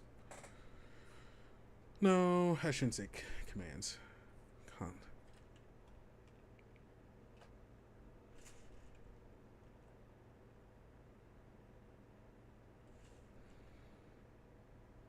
So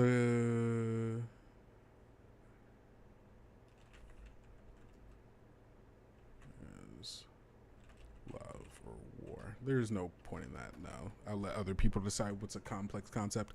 It no longer treats your companions as hostile and will listen to your commands during combat. Boom, bam, pow, bada, ba, boom, bow. All right, 4th level, or 11th level. Christ. You have spent enough time with the Void Crawler that you now have a better sense.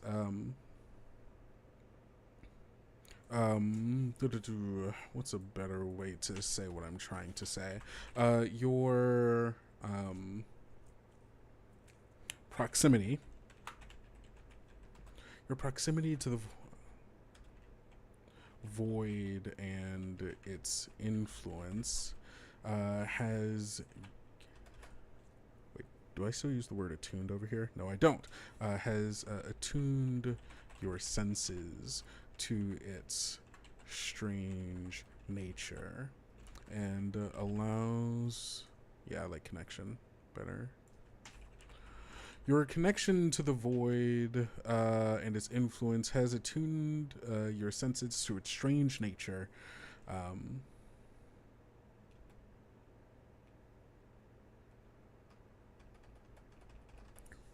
Strange.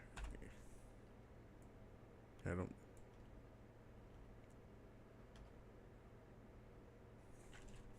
Nature. Giving you the ability to better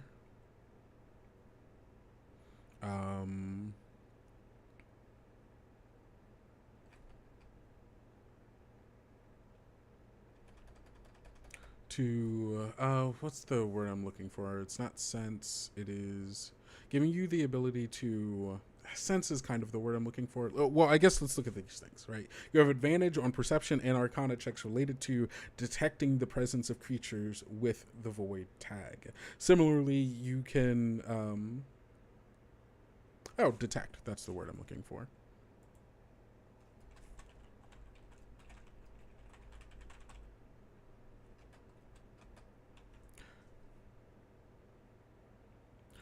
You have advantage on perception or arcana checks related to detecting the presence of creatures with the void tag. Similarly, you can detect the presence of a void rift within 1 mile of you. In addition, your spells and abilities ignore resistance, advantage, and immunities to charmed and stunned effects for creatures with the void tag.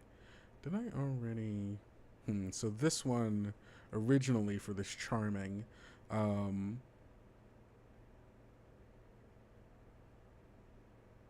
do say that this charm ignores resistance. I can just call this a different thing rather than charm.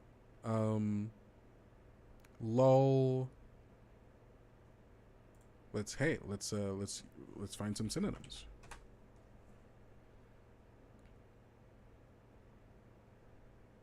You're charmed, attract, beguiled, bewitched.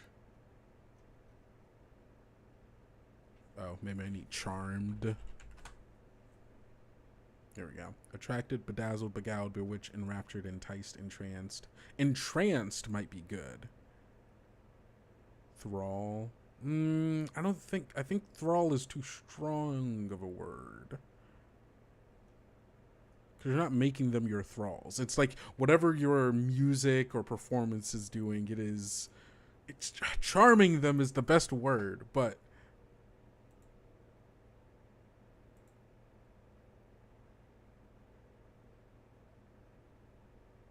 oh, wait, hold on. Well, this is only, this allows you to use other spells as well. So actually, this is good. In addition, your spells and abilities ignore resistances, advantages, and immunities to charmed and stunned conditions for creatures with the void tag. I'm wondering, hold on, maybe I should do more than just those.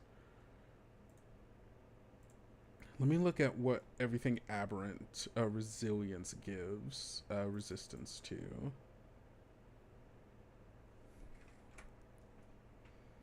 Aberrant resilience. I'm just going to go down to my little voidlings, because my voidlings always got what's going on.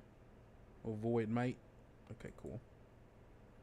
To aberrant resilience gives them charmed, frightened, paralyzed, and stunned. Okay, cool. So this is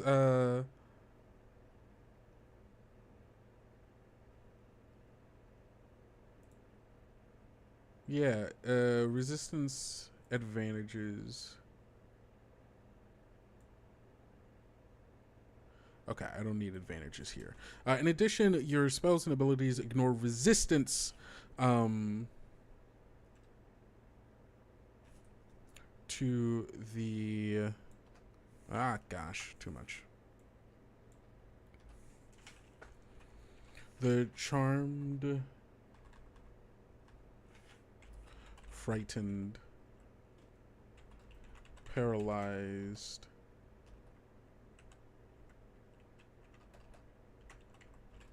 and stunned conditions.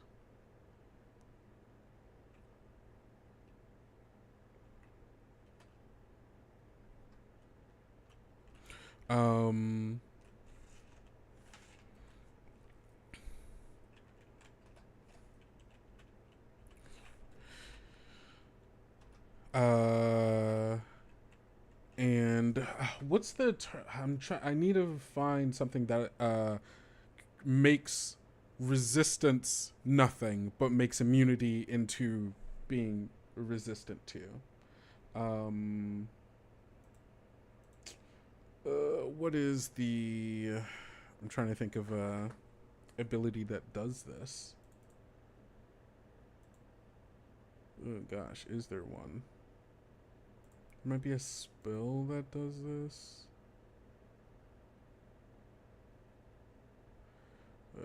might be an arcane. Let's see. Maybe the... It's not like a hex or... Oh, what's something that makes someone weaker?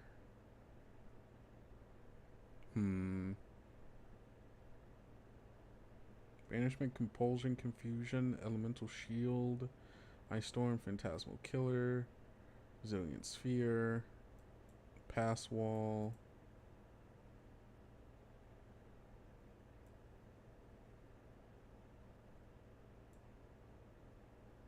It's in the resistances for monsters build. Oh, and the... Wait, huh?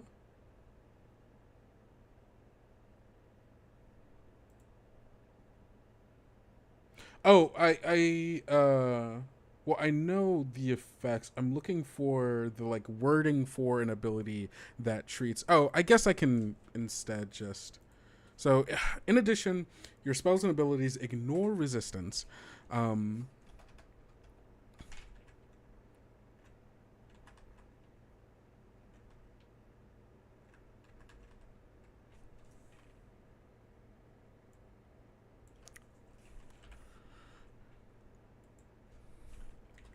And treat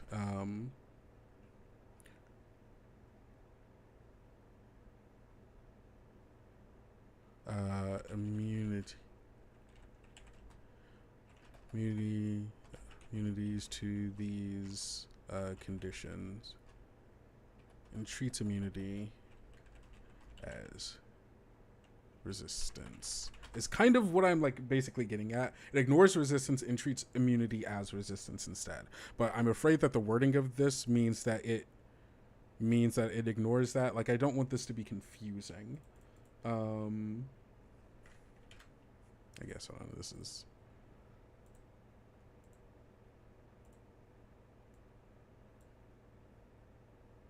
Can I just give this a little more space? Hold on. Yeah, just give that a little more space. There you go. There you go. So you can actually read this.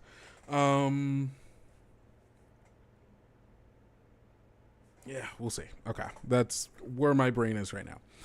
You may spend a bardic inspiration die to force a creature marked for the void. I could just say marked by your bardic performance, or marked by your void's lament feature, to succeed on a wisdom save or be stunned until the end of your next turn. Roll your bardic inspiration die and subtract the total from their save. This ability ignores resistance and immunity. This already happens. I don't need this anymore. Additionally, creatures native to the void or that have the void tag have disadvantage on this save. A creature stunned by this ability is immune from being stunned again in this way for 24 hours. Okay. I think that feels good. Which means we only have one more of these bad boys. At the 15th level, we have Inglorious Evolution. Oh, this is gonna start getting weird. It's gonna start getting weird. Because both you and your creature are evolving into something quite devastating.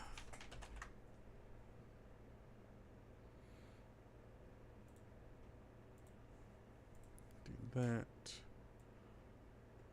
Do this. There we go. Okay, cool. The void's mark on you is inescapable now, as is your influence on the crawler. The void crawler. You have changed each other. Yeah, you have changed each other in ways you once thought unimaginable. Your dark vision now allows you to see in magical darkness as if it were bright light. I don't know where that 240 came from. Your void crawler. I think In addition, your void crawler undergoes an eldritch transformation.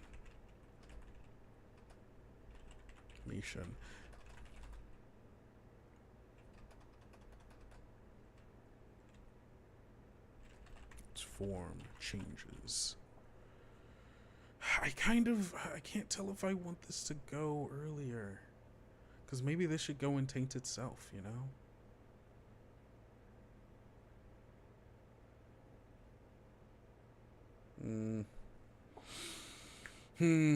Thoughts. Okay, cool. Think about it later. Or we'll do this now and edit later. Void Crawler, the Void Crawler form changes.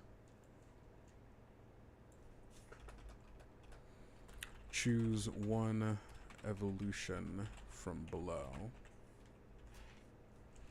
And then we get this. This should be parthenogenesis. I'll bold this. Bold this. Bold this. Bold this. Bold this. There we go. Parthenogenesis. The Void Crawler gains a bonus action that allows it to split itself into two small versions. The Void Crawler splits its current hit points amongst its bodies, amongst the two bodies.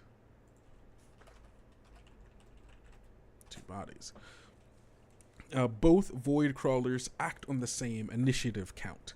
If the crawlers are within the same square, they can reform.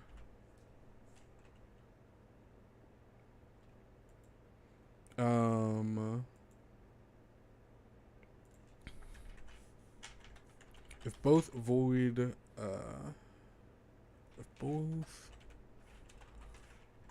void crawlers occupy the same space,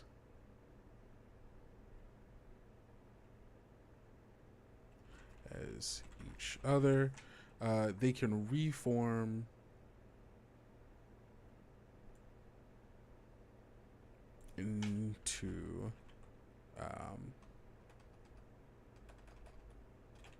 into their original body, adding the remainder, or their remaining hit points together. If one of the bodies dies, the surviving body will slowly grow back to its former size and HP.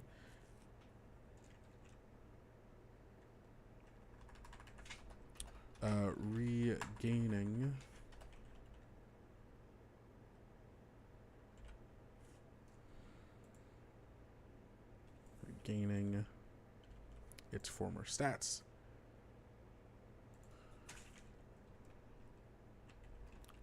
And HP.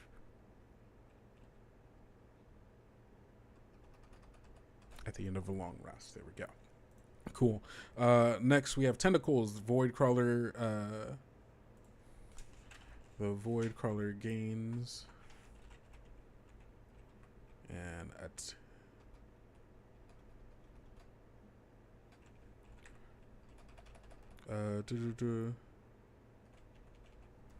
gains a tentacle attack.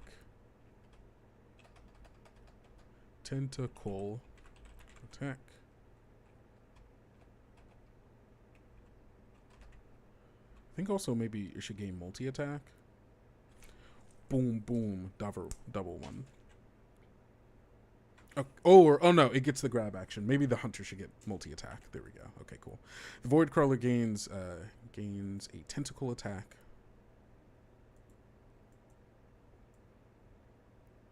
Or a tentacle action. And a new bonus action that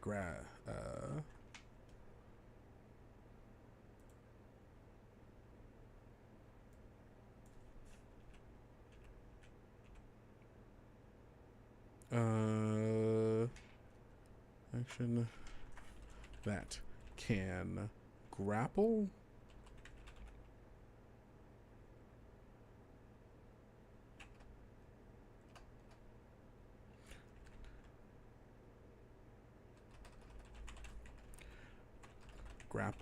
targets, and a new bonus action can pull grappled creatures.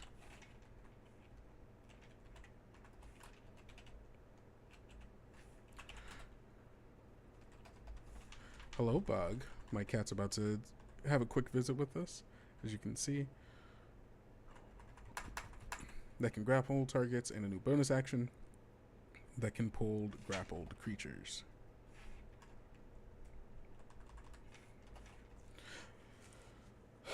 This can't just be called tentacles, though. This should be called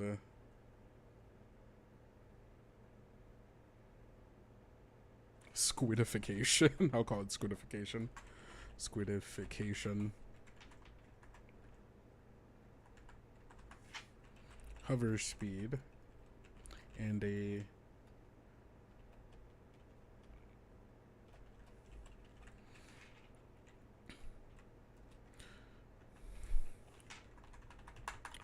grows tentacles.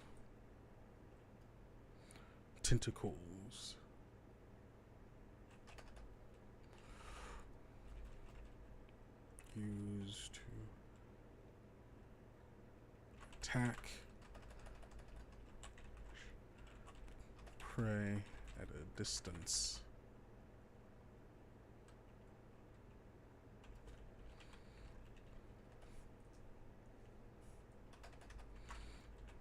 Gains a hover speed and a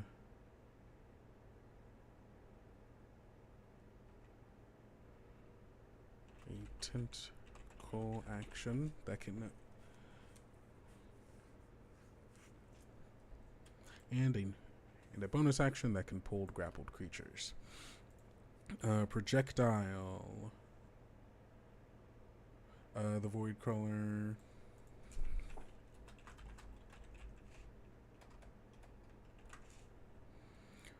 Spines radiating with corruptive energy, grows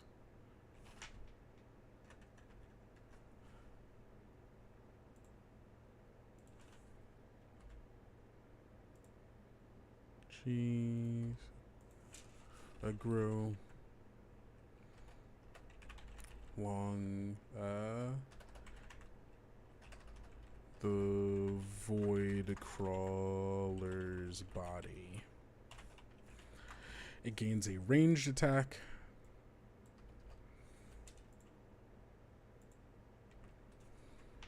A ranged attack that deals necrotic damage and potentially reduces the speed of their target.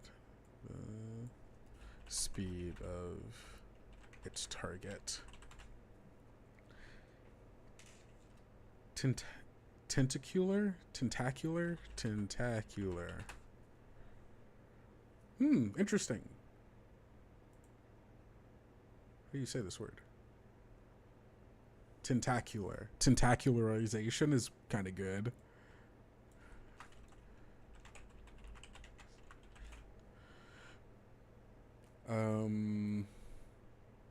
Is there a word that means to grow spines?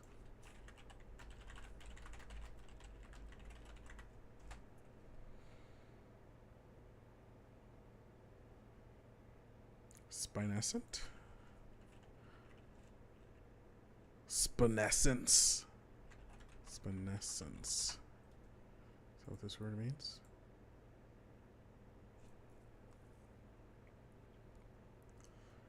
Spinescence.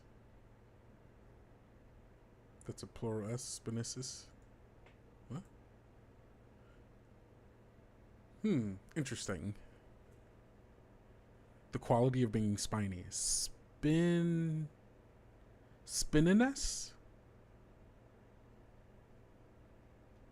When was this word last used, buddy? Merriam-Webster, you might not know what I'm looking for. Let's just go to dictionary.com.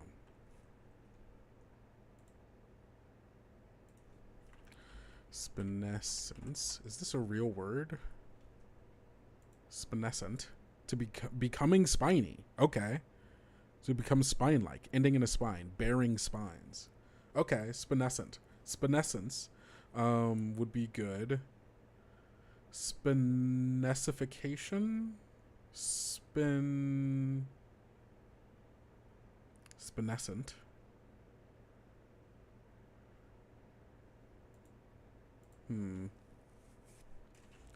Spinescent is the word.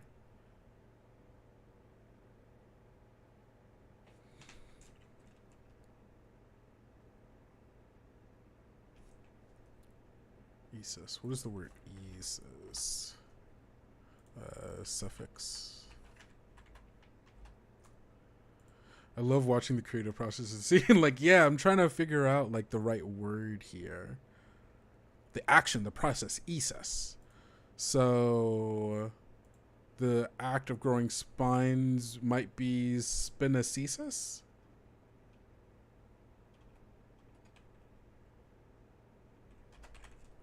Spinescesis. I like that.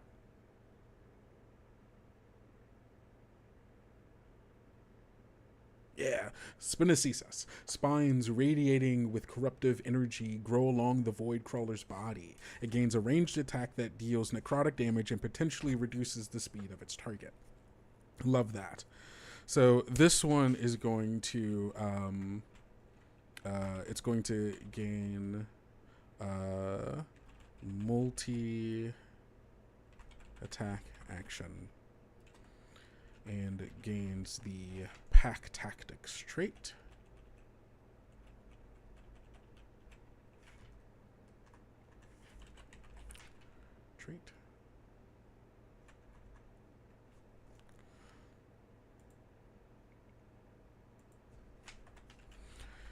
Take the dash or dodge action as a bonus action instead. What is this one?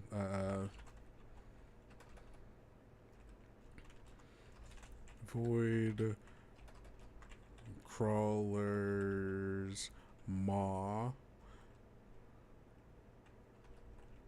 grows rows of sharp teeth.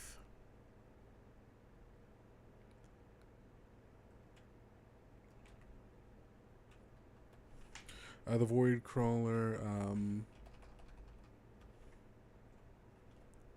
crawlers.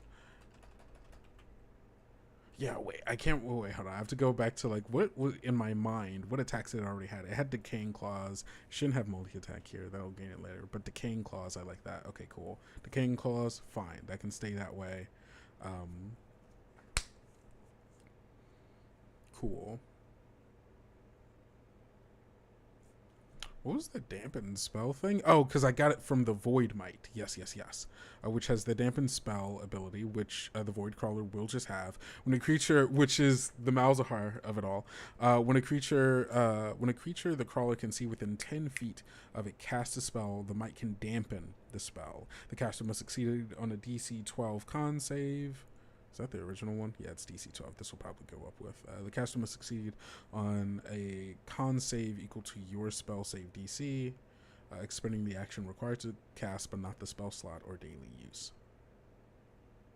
I love this. Still love that. Okay, cool.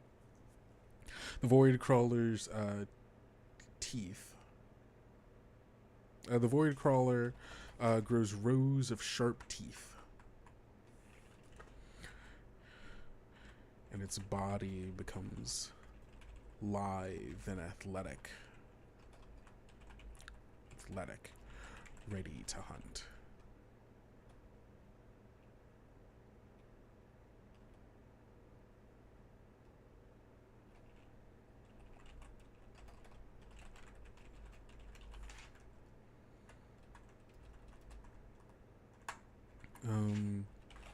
It gains a multi-attack. It gains a multi-attack action. It can take the dash or dodge action. Should it already have a multi-attack?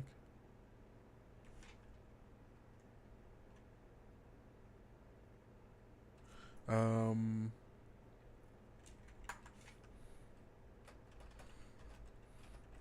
new bite action. Can take the dash or dodge action. It's bonus action, and there we go. Okay, cool. Can knock enemies prone. Cool. And then finally, there is Metamorphosis. The Void Crawler gains additional hit points, and as a reaction,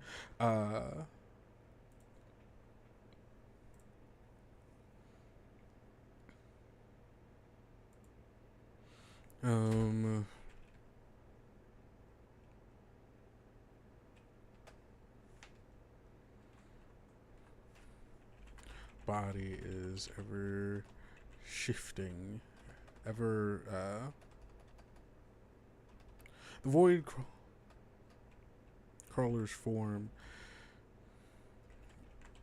constantly shifting,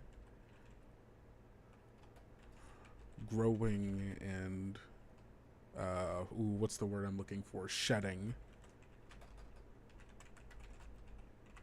parts of itself.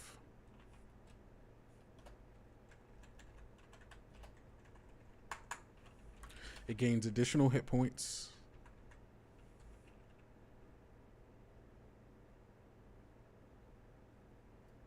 Actually, it shouldn't gain. It gains the regeneration trait, and as a reaction, it can move to protect an ally within 15 feet of it. Maybe it should be 30 feet. Within 30 feet of it. As it morphs into a cocoon of shifting void stuff. While inside the cocoon,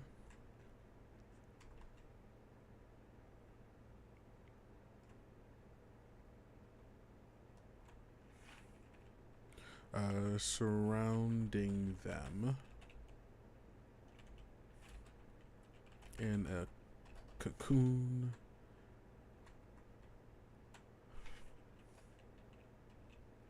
of its shifting void stuff. While inside the cocoon, any damage that would have been taken by the protected creature is instead absorbed by the Void Crawler. Additionally, their speed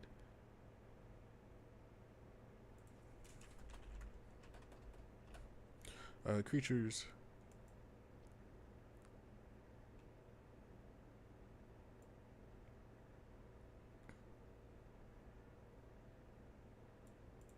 additionally protected creatures speed. Additionally, the protected creatures speed becomes 0. They can use their bonus action.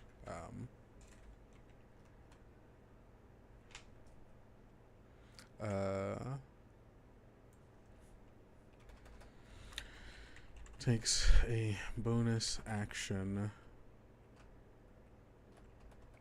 Or, they can use an ally can use a bonus action to free themselves.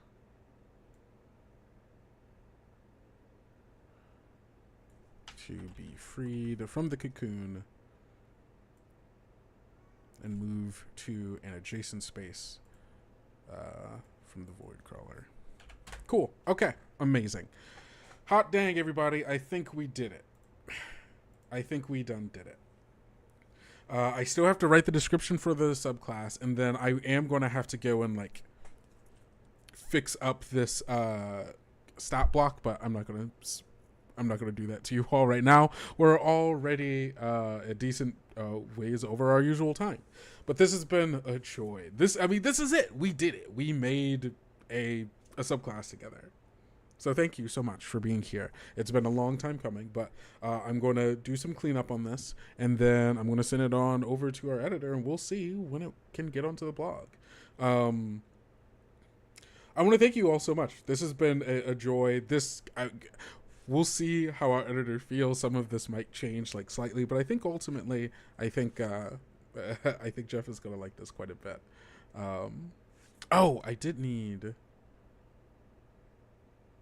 I needed a new thing for Hunter.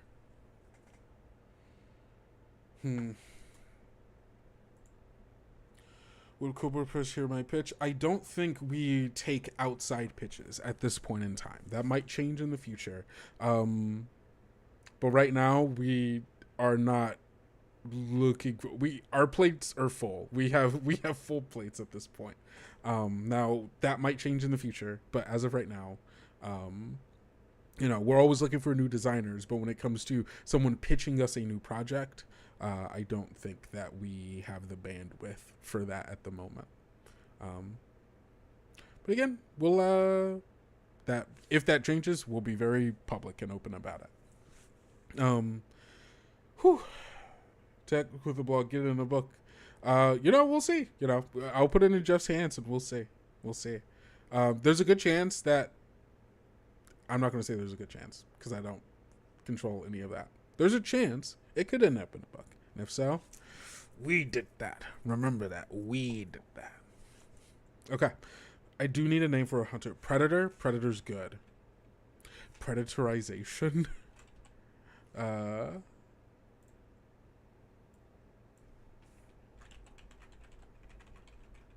kind of like that. We'll see. It might not stay the same. These subject to change. But get on over here. Thank you all so much for being here with me. This has been a joy, as always. Love making things with you all. But next week, don't forget, we are going through the new PDF, the Dastardly Foes, Nature Twisted and Pure. It'll be a good time, and every single day, Underworld inches just a little bit closer. Yeah. Thank you all so much. We will see you all next time here on Kobold Chats. Don't forget, we're always here every single Friday, either on YouTube or Twitch at 3 p.m. Eastern Time. The same Kobold time, always on the same Kobold channel. But until next I see you, don't forget to go out, be bold, be brave, and be valiant. See y'all.